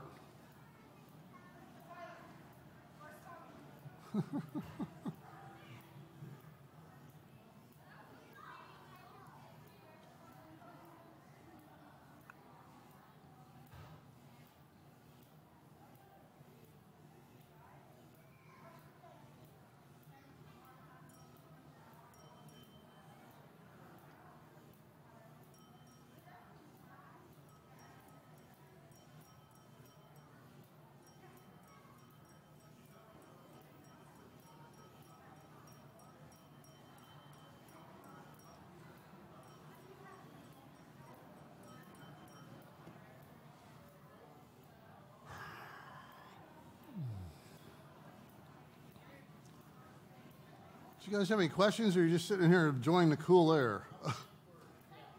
Oh, that's fine. I got you. Or the wife and kids are busy and you just want to sit down. I know that works. I'm sorry, I can't hear. I'm sorry. I'm a little hard of hearing from all this crap, so I'm sorry.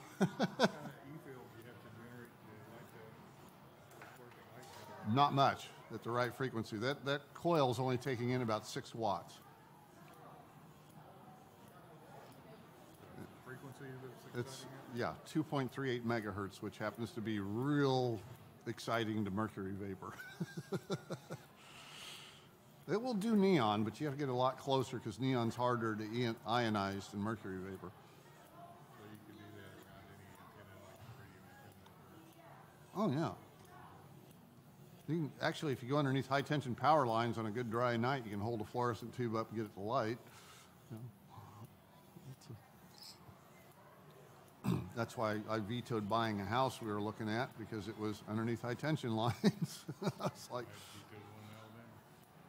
it's like, if it'll light up a fluorescent tube, I don't want it radiating through me as I stand here next to a running Tesla coil.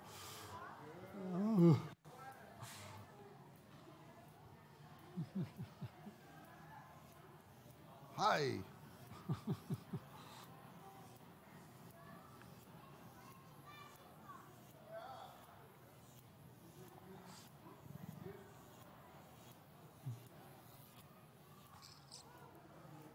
Let's see if I can get this guy to behave himself better.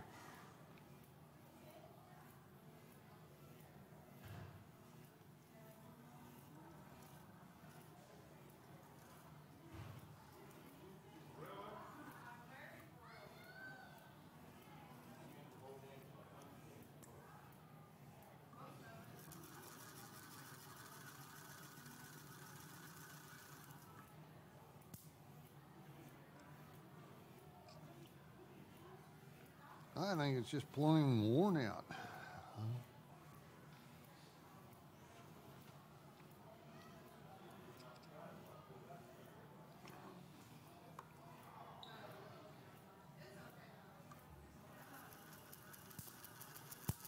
It's a little better.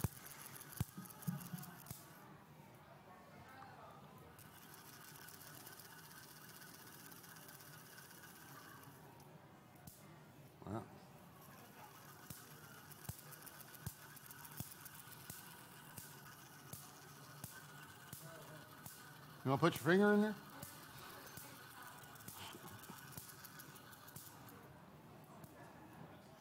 That's about the best it's going to do, unfortunately. It should do 2.5 to 3 inches, but it's just worn out. It's done had it. How bad of a shock is it? That's like walking across the carpet and touching a doorknob in the winter. Oh, yeah? Yeah. I mean, people come up here and do it all the time, and they do it over and over. It's like, okay, I don't enjoy getting shocked. So I mess around with this stuff for a living, but I don't enjoy getting shocked. But, you know. I was going to ask, are you a pro, or you seem a little bit more than amateur? I've been doing this all my life, Yeah. but I have no degrees. It's all school of hard knocks. Not bad. Yeah, it's all from hands-on. I mean, it's just experience. Yeah, but yes, I've been messing with high voltage all my life, so it's. I wasn't sure if you were in the field or. Well, I'm the design engineer for the physics department at UMKC, but I got the job because of my experience. That's not bad. Yeah, and when I'm working with grad students and I tell them I have no degrees, their eyes get real big, and I'm like, can I do all the math on that? No, but I know what works and what doesn't. You know, and that's all from experience. And common sense also has a lot to do with it. You know, especially when you're messing around with high voltage. You know. Yeah, I saw you set up walking by and it's like.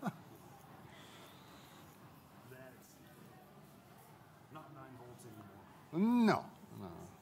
And of course I've got the disease. I want to keep building bigger and bigger. I'm not going to be happy till on the chainmail suit and I'm standing out there with 14-foot arcs hitting me, which is the goal.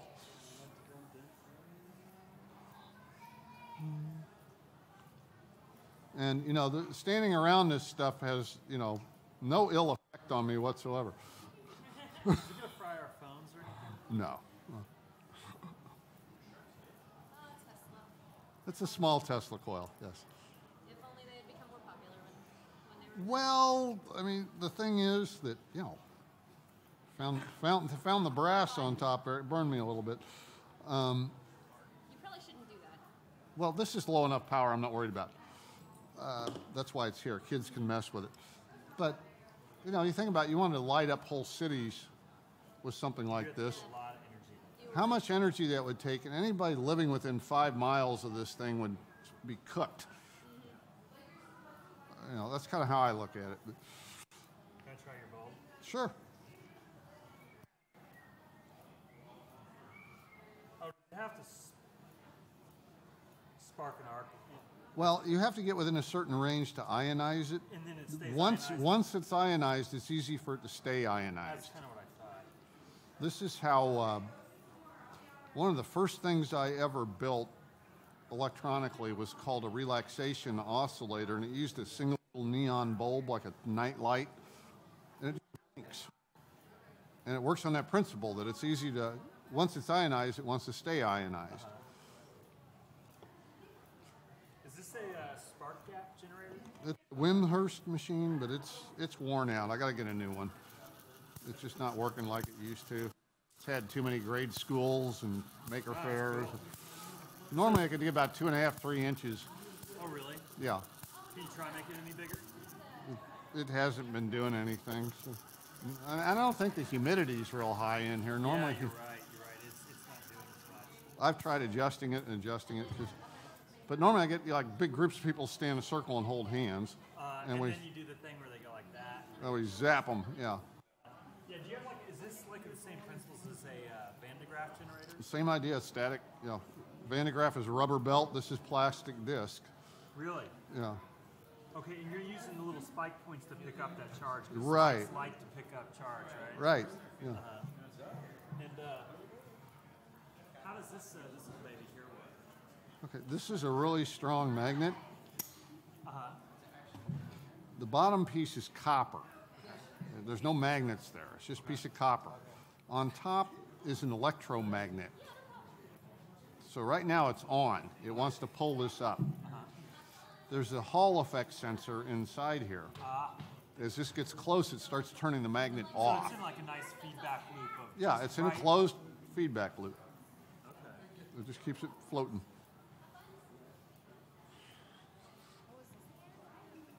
If you look through it, I'm not used to having cords on me. I saw your wings and I was thinking there was the maker space in Kansas City. It's called Hammer Space. There was a kid that came in there with no engineering experience whatsoever. And he built a set of fairy wings for his girlfriend that are mechanized. And I mean, they do the whole perfect movement that wings do. And he did it all with 3D printing. With no engineering background whatsoever. He just came in there and it was really impressive. Yeah. Yeah, these are just mechanical, but the guy that I'm representing has electrical ones as well. Uh-huh. So earlier I was walking around with some gold fairy ones. Okay, I didn't see it because I've been in here. But Yeah. But these are a little easier to walk with because they go down. right. Than trying to go through a doorway or walk through a crowd. They're more out. Yeah. So they don't hang out like this. They Yeah. just kind of stick out a little farther because they're shorter and thinner. But yeah, these Okay. are a little easier to maneuver, but they are heavier. Yeah. Well, I saw you. I think. Careful there, please. I saw you in the break room Oh yeah. when you first came in, and I wasn't sure. I didn't see enough of the outfit to figure out what it was. I wasn't sure if you're doing belly dancing. No, I got dress coded. I didn't see it on the website. Was the thing. Family event. So yeah. I mean, I go to conventions and they list it as family events, and they still don't code people. Oh, come on. Have you gone to Comic-Con or NakaCon? Yeah, It's like softcore. Never mind. I know. My sons were in it. Yeah. Oh, excuse me 1 second. Here, guys, watch this. And it's going to make a loud noise, hopefully. But watch the tubing.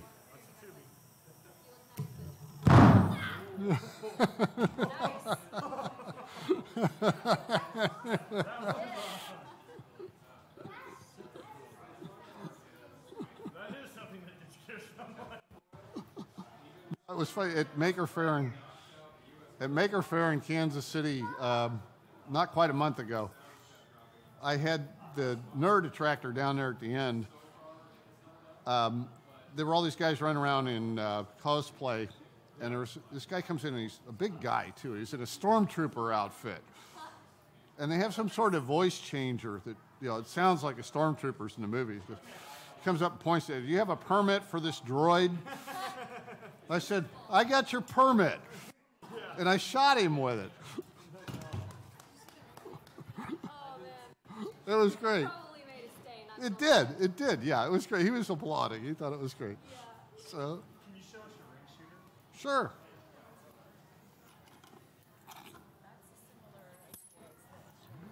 A similar principle. Whoa. No, this is my let kids play with it version. Okay. So I do have one that will hit the ceiling, yes, but this is the one I let kids play with because unless they put their eyeball right on top of it, they're not going to get hurt. And how does this work? What's this theory? I'm sure there's some magnetism involved. This is the explanation. So this is aluminum. It's a really strong magnet. Really strong magnet. Okay, yep. Nothing else in there. You show me Nothing up my sleeve. an eddy current? It is eddy current, yeah. So in this case, pardon? This is a really strong magnet out of an old computer hard drive. This is a big, monstrous hard drive. So the copper will do the same thing. Anything that conducts electricity, It's actually like a little tiny bit of heat being created. right, if you sat there and did that, it'll actually- get hot. It'll get hot. Well, but the principle is the same. So in this case, the magnetic field, when I turn this on, this is AC. So this is going north-south, 60 times a second. It induces electric current in the ring, which makes a repelling magnetic field, and because of the speed of it, there's some latency in the magnetic field response, and so it creates energy. If I hold this here and turn on, this is going to get hot. I mean, the energy is... Can you make it just get like a little bit warm? Just like a little bit? Yeah.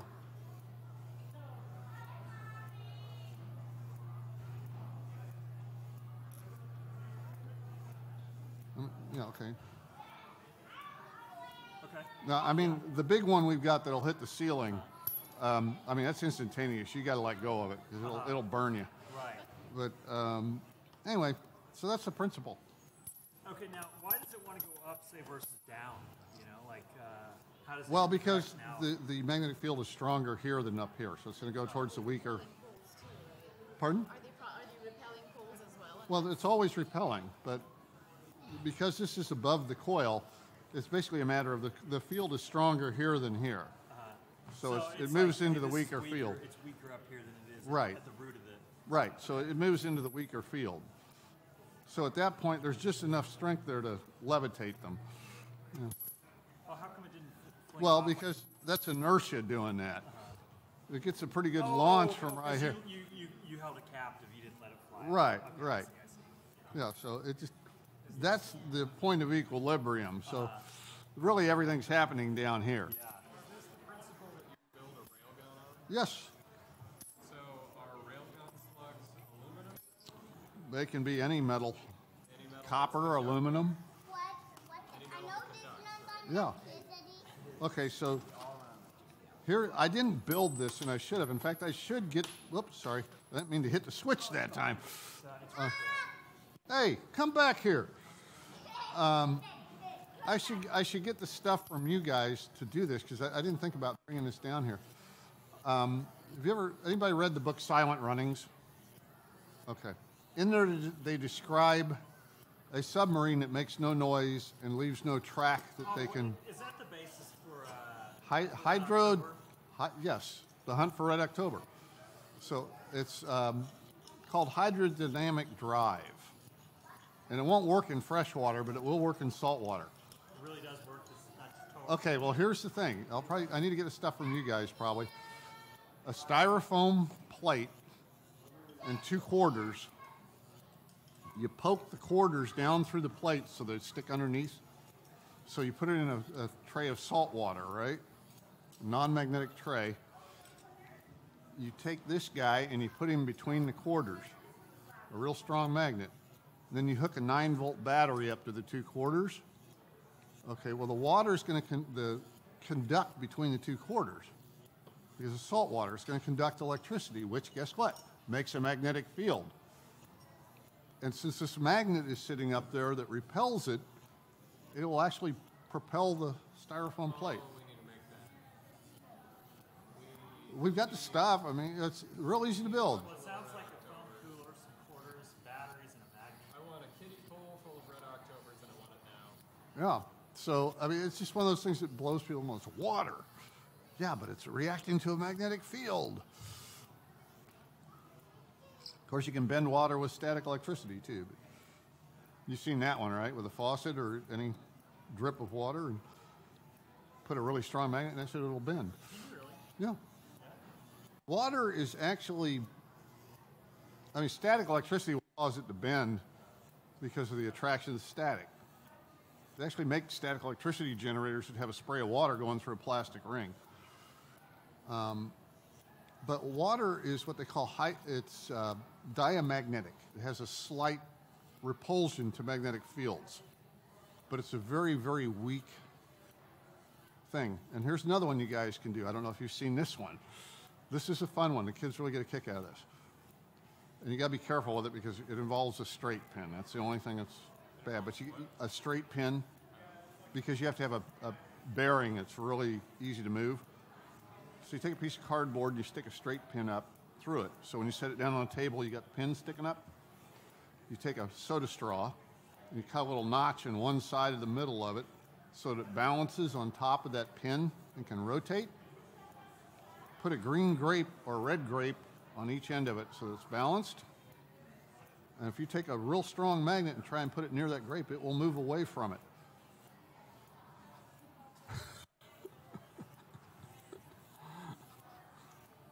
So there's actually a magnetic field in a Well, it's called diamagnetics. It repels the magnetic field. It's a very weak force, but it is there. There's a video on our physics site of us levitating a mouse with a super magnet. I've seen that. I think that probably. Yeah, do you have to use like a crazy powerful like? Well, it's a cryomagnet. You know, it's a super cooled magnet. But, Spider levitated before, which was terrifying, and no one should ever do that. They don't need to fly. yeah, that's right. They're But What are these things with the Nixie tubes? they're not Nixies. They're called decatrons, Okay. and they predate the Nixie. Okay. I just like them because I think they look neat. They're not doing anything right now, right? Well, they're counting. Yeah. Yeah, it's in test mode, so it's counting. Oh, thank you. Yes. Yeah, that was good. Is this a giant cap? No, this is an X-ray power supply that I just acquired several of, and I'm getting ready to hack them for my evil purposes.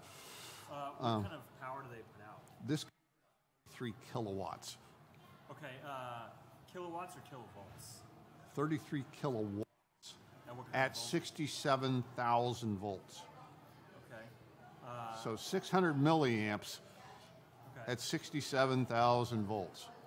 Yeah, it seems like a lot. It is. Considering somewhere up here are some pictures of my old X-ray transformer that was the same power level, but it's a metal can this tall, this big around, and it weighs 350 pounds. Well, would you ever get an old utility transformer and just just run them in reverse and just kick out? Oh, yeah, I know a lot of people that do it. The problem is, first of all, the weight, and second of all, there's no current limiting in them. So you have to ballast it some manner to limit current. Yeah. Okay. So you're just going to use this for some kind of high voltage experiment? I want to build a giant Jacob's ladder with them to begin with Okay. that I can carry around. And you know. these are ballasted in some way? No, but it's a high frequency inverter circuit. So I'm actually designing and building the driver circuits that are very similar to what's driving the Tesla coil. So I can completely control it, limit current and voltage and all that. I heard you making some stuff explode. What is this? It's called a plasma cannon, Okay. which is a misnomer. It looks like plasma going through the tubing, but it's actually burning gas. So the torch is loading it up with a stoichiometric ratio. In other words, a proper mixture of gas and oxygen. Yeah. And then I just fill the thing up and I light it and watch the tubing, you know.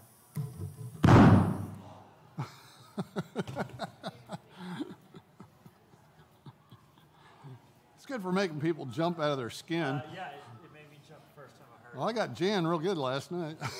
Oh, yeah. I thought she was going to kill me. it. Yeah, she would. So this thing, this musical, I understand? Yes, it is. Can you do that for us? Sure. And then I'm going to ask somebody to spell me for five minutes so I go to the bathroom. My ladder's yelling at me. Okay, let's see here. Let's do a little pirates.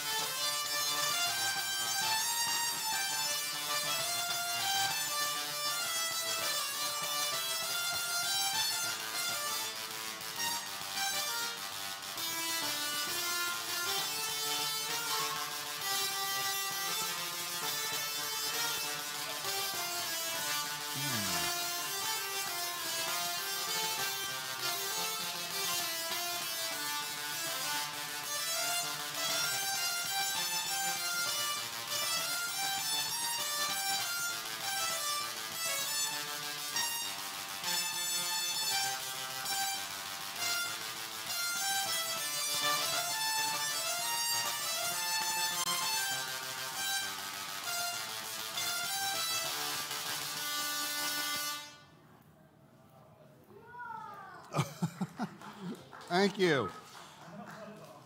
Any questions? So, okay. The sparks are vibrating in the air. So there's no speakers. So, I mean, they all work, the speaker works the same way, a bell works the same way. It vibrates the air around it. In this case, when the spark jumps through the air, it heats up the air suddenly, and it makes a pop because the air expands. This is how lightning makes thunder. The coil that's producing the high voltage, it's called a Tesla coil, and it can produce sparks 100,000 times per second. Human hearing, the limit is about 20,000 times a second. So at 5 times the limit of human hearing, I can generate sparks. So to produce musical notes, I'm just making bursts of sparks at the musical note frequencies. Every note has a fundamental frequency. So A440 is 440 times per second. So I'm just making bursts of sparks 440 times a second. Now, the trick, which I didn't write the software, somebody else did, the trick was to make it sound like it's playing more than one note at a time, because originally it just would sound like an 8-bit video game like the original Mario, you know, one note at a time. We wanted to be able to do chords and harmony and stuff like that. So somebody figured out that at the speed we're operating at, it's very easy to chop up the multiple notes into little bits and interleave them, and your ears perceive it as continuous.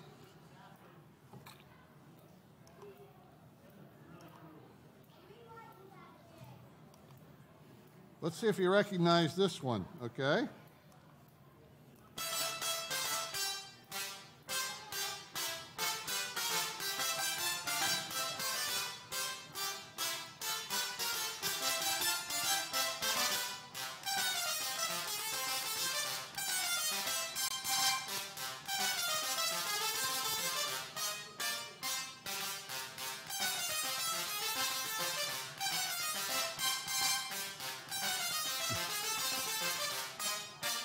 You get on the right shirt.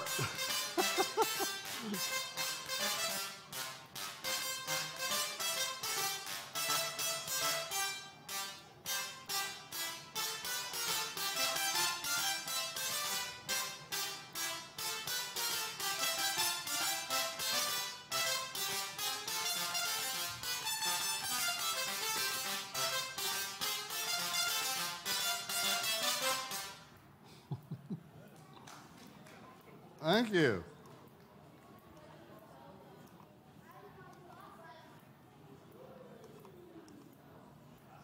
And here's, it's just the sparks through the air. Right, it's really, the coil itself is pretty dumb. This is a fiber optic cable. So I'm completely electrically isolated from this thing, first of all. But the coil, it will run anytime there's light in the cable. So the computer here is just putting out light pulses to control the on and off of the coil.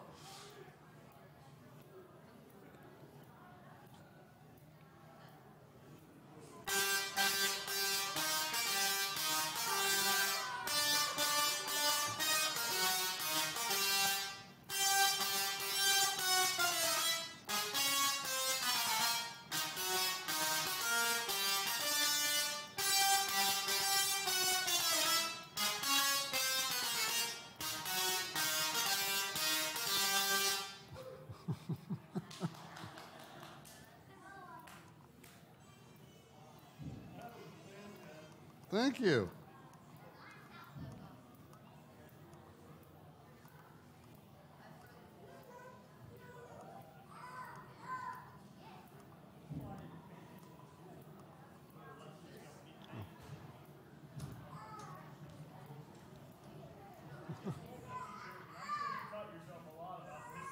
I'm sorry, what? Well, we just talked to him about paying attention to school. I'm sure you taught yourself a lot of this stuff too, just because you're interested in it. I don't want to tell them how bad I did in school. No, because I was bored. Exactly. But not if it's something they love.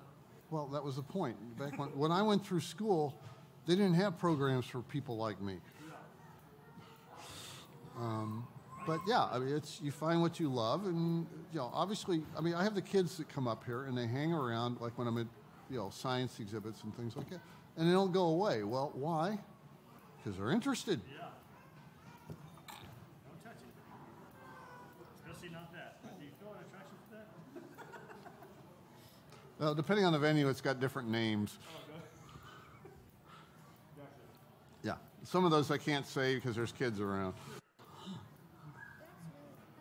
It's just a piece of art. Just to get people to come over here and go, what is that? It works really well. It's fun until it hits you. I've got a few scars to show for that. I've been lucky, actually. I'm not, a big religious person, but somewhere or other there's guardian angels watching out for me. I survived my childhood. Tell you what, I'm going to take a quick break, and I will be back.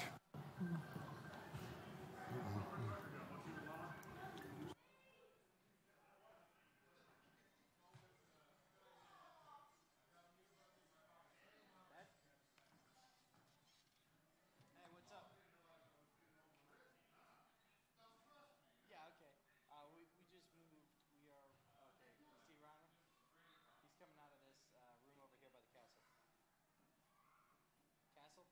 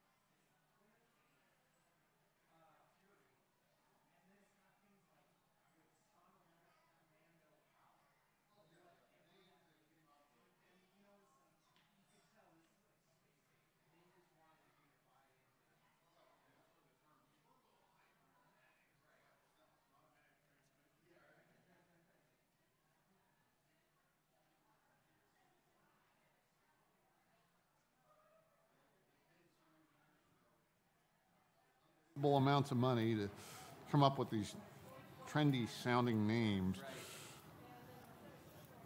Okay, let's see. I'm back in They're this. the marketers that couldn't make it in science. Okay, I'm back on the air, I guess. Is there a question? Or? Oh, I can't remember. I've seen these. it's called a plasma cannon. Okay. Yeah. Most of the people hate them because they make them jump out of their skin.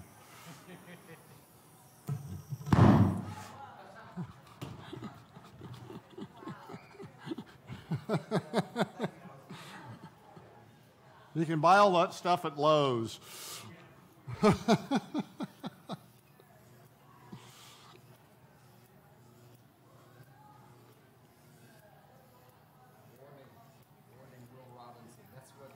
He never said that, actually. He did say warning, but he never said warning, Will Robinson. This is from the 1932 Frankenstein movie. That's where this came from.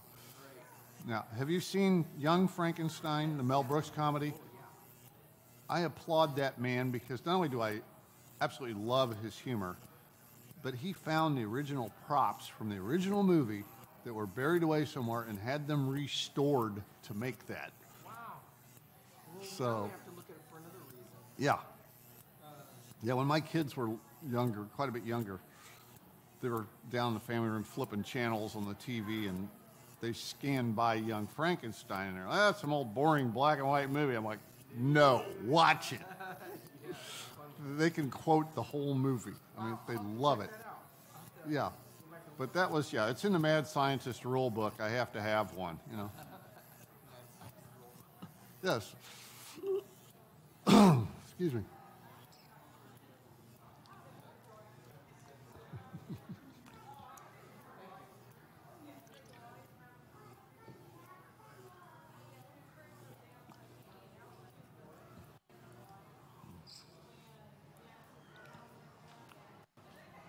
So is it, this is on your website? Is that where this is? So it's actually on YouTube. We're not promoting it on the website Ah, okay. through any of our social media. Actually, this is a guinea pig day. Got it. Probably Okay. a guinea pig weekend. Well, really. the reason I'm asking is because You want some recordings, ideally. people want to, you know, I've had several people like, well, where's it going to be? I want to watch it. Or my, even one of the profs at work. And it's like, well, I mean, if it's on YouTube, Well, hey, I mean, I'd be it's happy YouTube. to provide a link. Yeah, please do.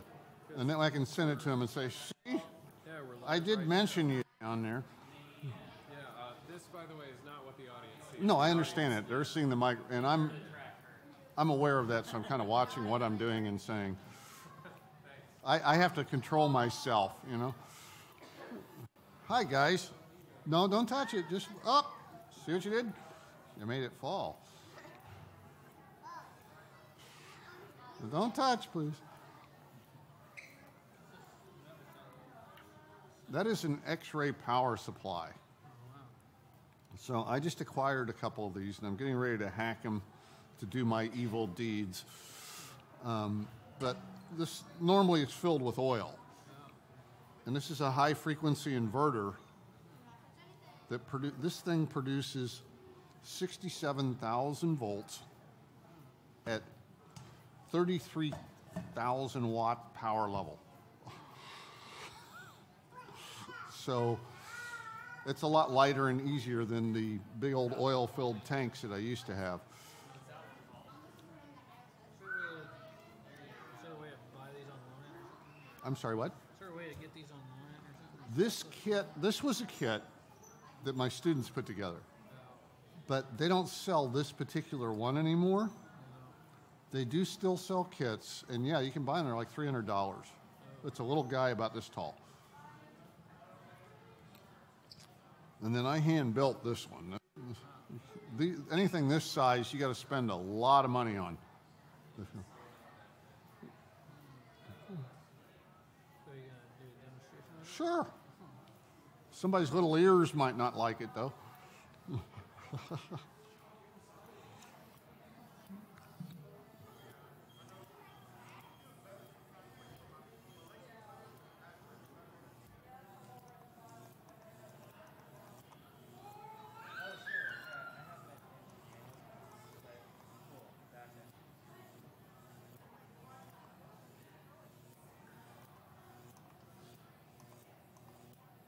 Are you done? I want to kick it on while you were talking. You won't be able to hear.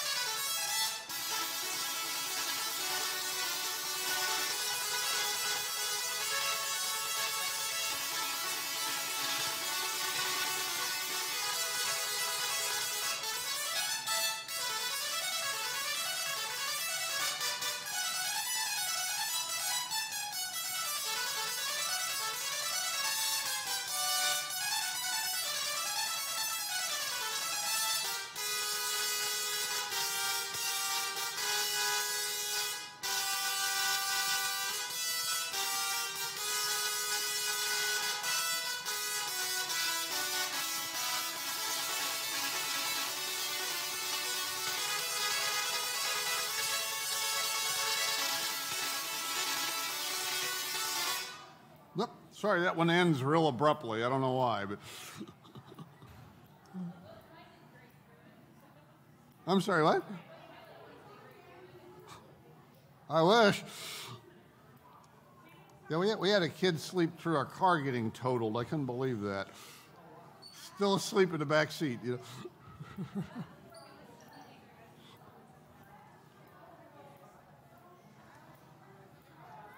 Or I'll play another one here.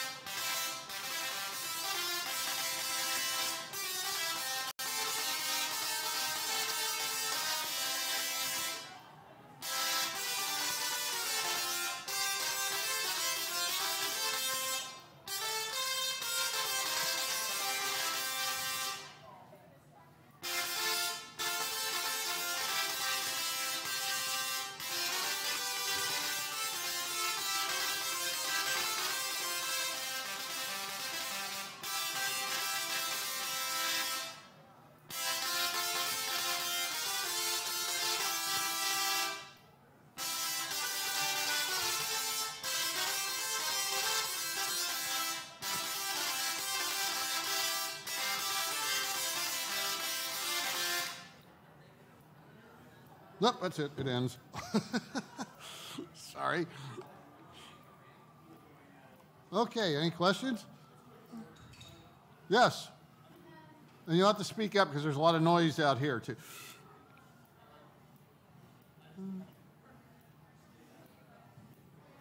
Yes?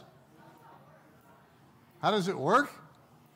Well, that big green thing is the secondary of the coil, which produces very high voltage, high enough that it can jump those sparks, right? Okay, 1 second. So every time you jump that spark through the air, and I'll demonstrate this here.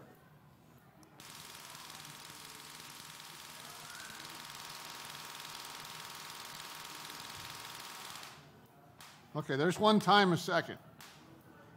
Even though you can't really see much of it, when that spark jumps through the air around it suddenly gets hot and expands. It makes a pop. This is how lightning makes thunder. So by turning this off and on at the right speeds, which I can vary,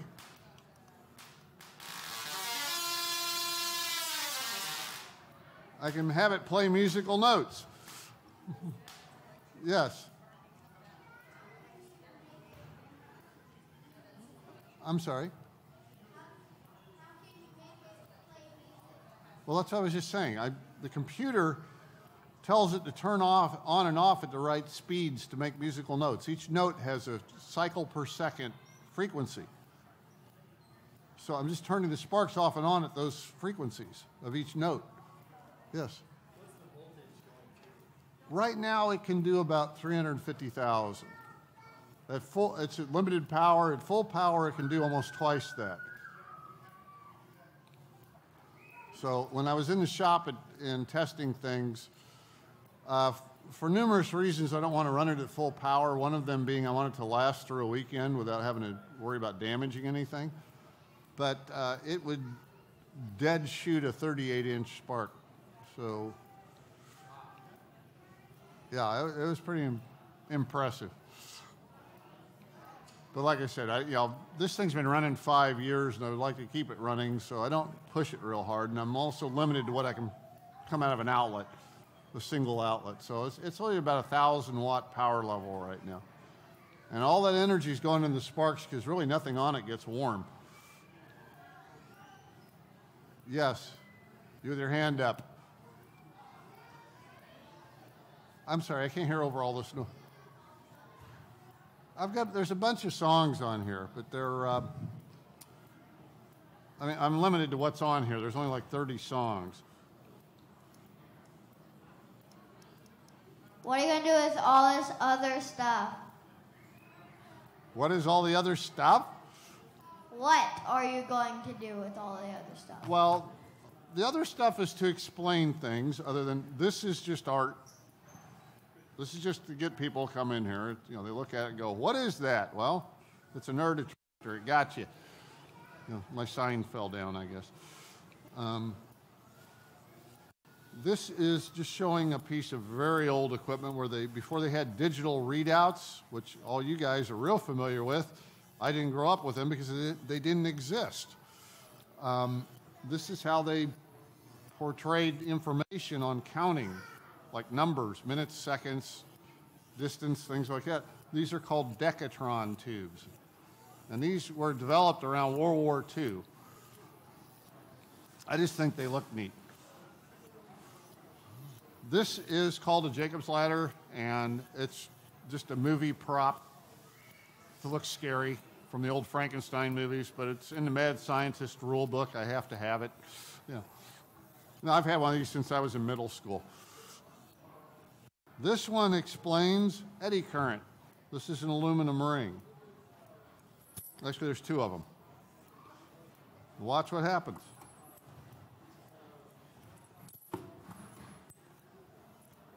That's using magnetism to launch aluminum rings. Now, aluminum does not stick to a magnet. This is really strong.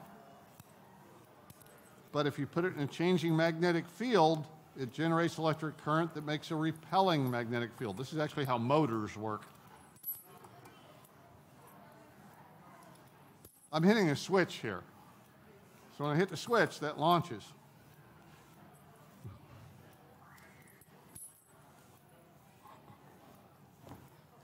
And this, I don't know if you saw it, is a floating magnet.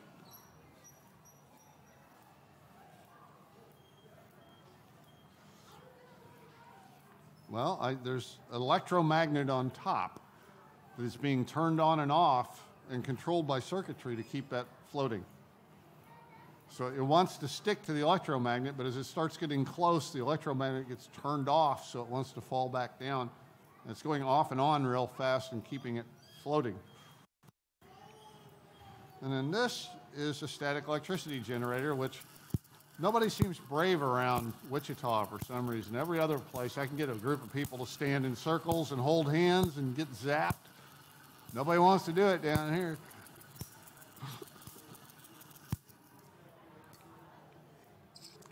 And let's see, the next one is a small one of these to demonstrate what Tesla's idea was. This is a fluorescent tube. Wireless electricity, see? That was Tesla's idea. He wanted to distribute electricity like this to everybody for free. Yes. How can I do this? Well, I built this. This is a coil that's throwing out radio energy. And it's enough to light up this tube. So this is pretty easy to build, actually. It's a very simple circuit. And the hardest part is winding that's a piece of PVC pipe with a single covering of copper wire on it. There's about 1,000 turns on it. So it's a bit of work, but it's not expensive to build.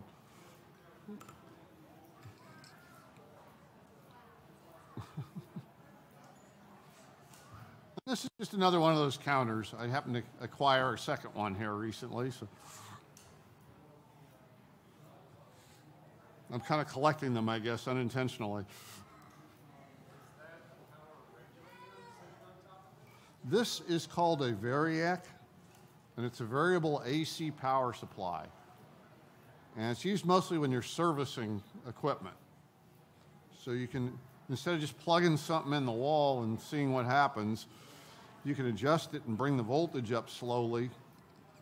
So if it starts drawing current before you do any destruction, you can shut it down. This is one I built, just kind of a show-off piece with the blue meters. You know, it looks neat. Yeah.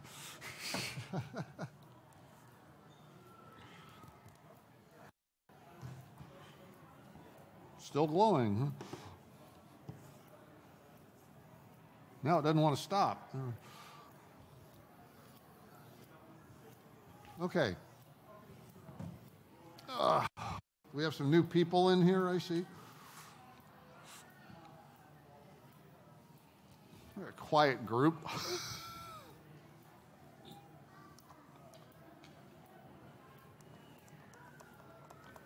Well, let me try something a little different here. Let's see what we got.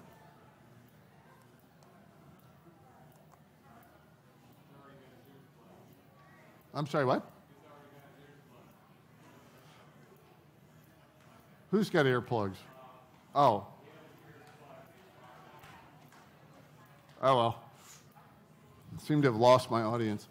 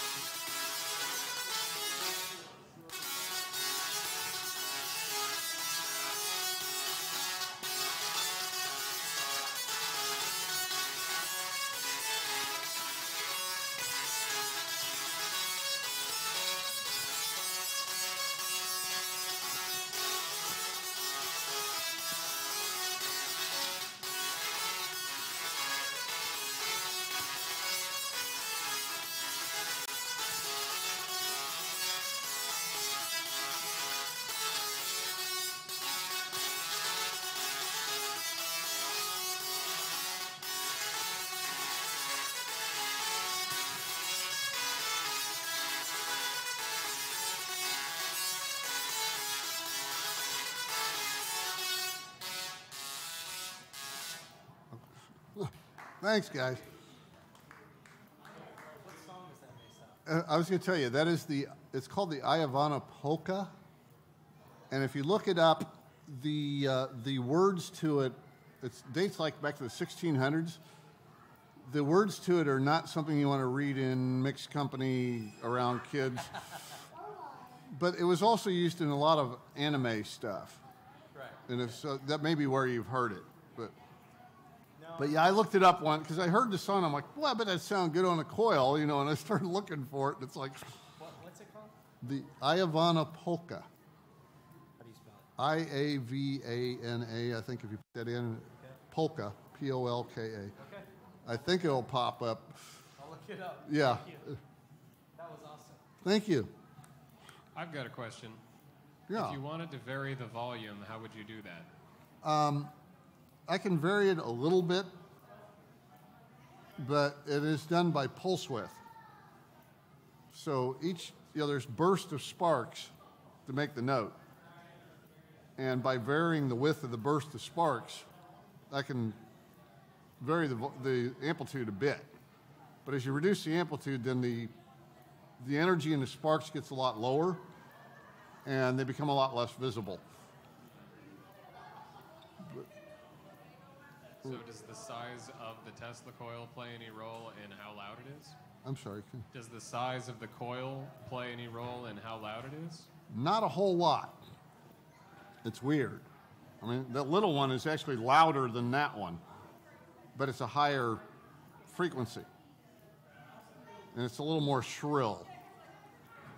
So, the coil size, I mean, to some extent, yes. But even the little ones are darn loud. And that's one issue with them. You know, it's kind of hard to, you can't really turn them down.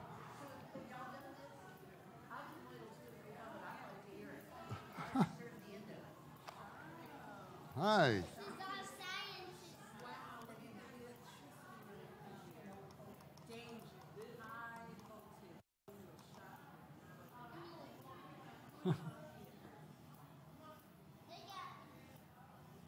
You guys want to see lightning play music?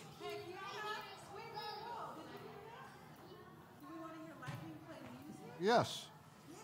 Okay, up there, see that big green thing on the table there? Watch it. Sure.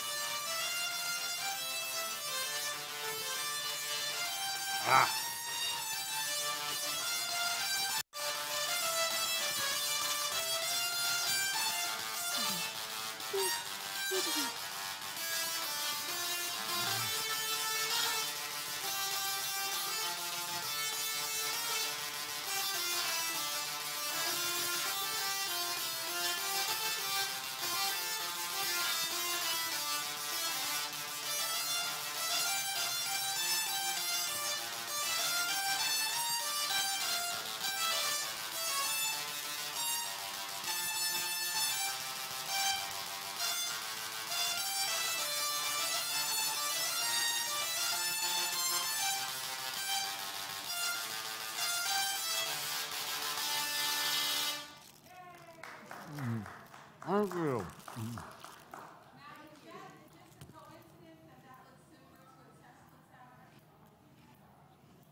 I'm sorry.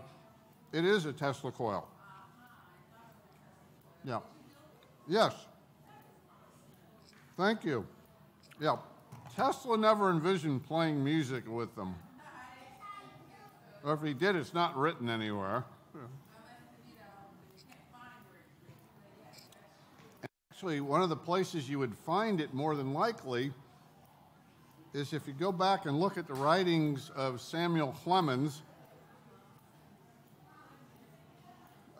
He was good friends with Tesla, and he wrote a lot about what was going on in the laboratories. Samuel Clemens, his nom de plume was Mark Twain. So he wrote under Mark Twain, and we all know who Mark Twain is. Samuel Clemens is his actual name, and his hobby was racing steamboats. And so he's well known for that also. And he and Tesla were good friends. And he wrote in a lot of his writings about the goings-on in Tesla's laboratories. So I've read a lot of this and come across some interesting things of them being in there messing around with what are called Geissler tubes, which are predecessors to neon signage, basically. And, and the coronas coming off of things that follow you around. I mean, he wrote around about a lot of this. It was pretty neat.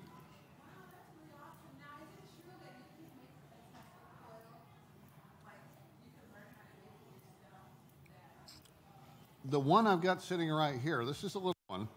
Now, it's not going to produce music, but it will do the trick of wireless electricity. This is about $5 in parts. I mean, and you can find it on Instructables. There's a website, boy, if you want to keep busy, there's a website called Instructables. And you can just about anything you want to build is on there. So. How big or how much would it cost in parts to like using the free electricity to power it? You don't want to do that, first of all. While the idea is neat, and this is very limited to about 6 watts, to power your home, you're talking about 20 to 30,000 watts, and you would be exposing yourself to an awful lot of radiation. I mean, when he was thinking of this, we didn't know about electromagnetic radiation and what it does to the human body. And also, it would interfere with radio, television, cell phone. At that power level, it's going to wipe out all that stuff. But, I mean, they're using it on small scale wireless charging for your cell phones. I think toothbrushes now have wireless. So they just have to be near the cradle and it will charge. And they're talking about doing it with electric cars. So. But again, it has to be in proximity. It can't.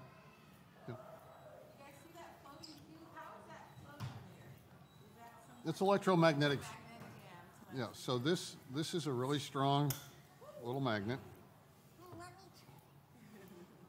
And above it is an electromagnet. So, yes, an electric magnet.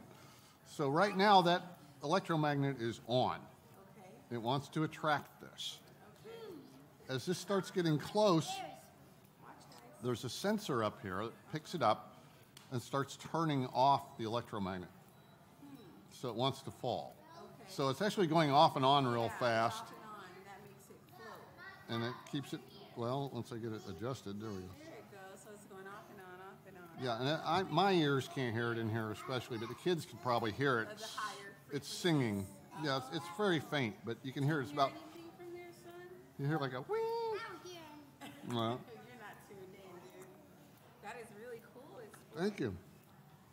We are impressed. Can you make it spin around? It's spinning. It is spinning. No, it can't spin that way. It can only spin this way. Within the electromagnetic field. Say Well- electromagnetic. Well, because the top of that is one pole of the magnet and the electromagnet is the other. So it can't spin any other way. Unless you flip it upside down, maybe. Yeah. Then it'll go the opposite. Well, it'll repel it if you turn it upside down because the other pole is on the other side. Be careful with your water, son. A lot of Yep. electricity. Very cool. Thank you so much. Sure. That's an X-ray power supply, which I'm getting ready to start messing around with. High powered. Here's what you need. It's called a plasma cannon. It makes a loud noise, and people in here are going to jump. You ready? Watch the tubing. Watching the tubing. That didn't go off that time. There we go.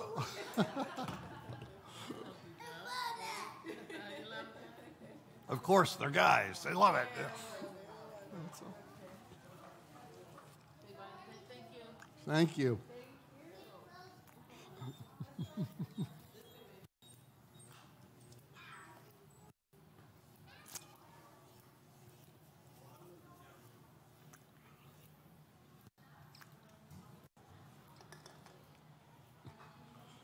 This is an old Geiger counter.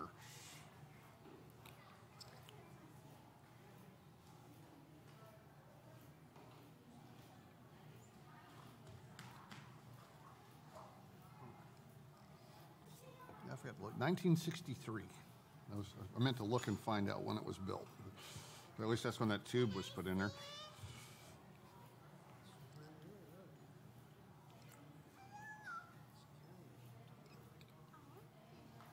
Yeah, I've never seen those. They're called Decatron tubes, and they predate Nixies and any digital readouts that we have. This is how they had counters before they did. You turned my meter off. See, when you come around here, you should be careful what you touch. You got lots of stuff that can shock you.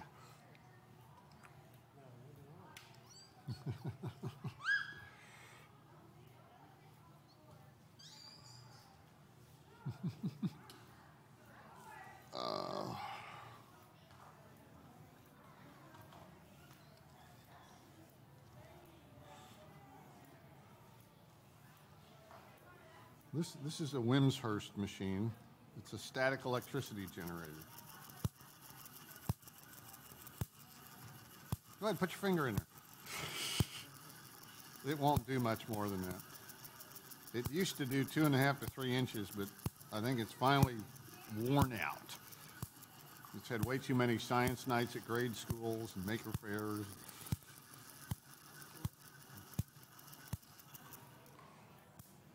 But this dates back to the late 1800s. That's how they produced high voltage before they figured out induction coils and transformers. They actually used one of these to make the first X-rays. Can you imagine that contraption? You got a big glass tube, somebody laying on a table or whatever, and cranking away.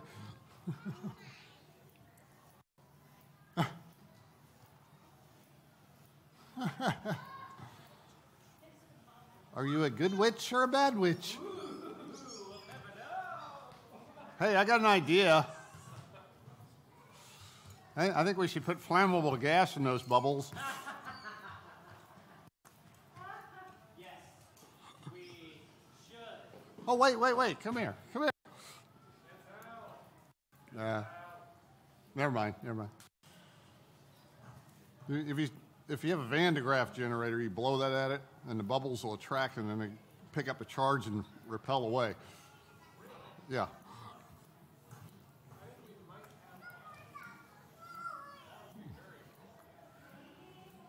Or you can stack styrofoam bowls on top of it, and they'll all start leaping off.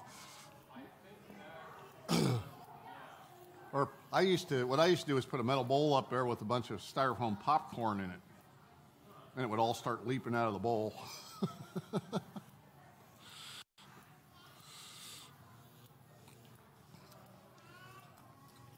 Thank you. Sure, thanks. It's that time. All right, folks, you don't have to go home, but you can't stay here.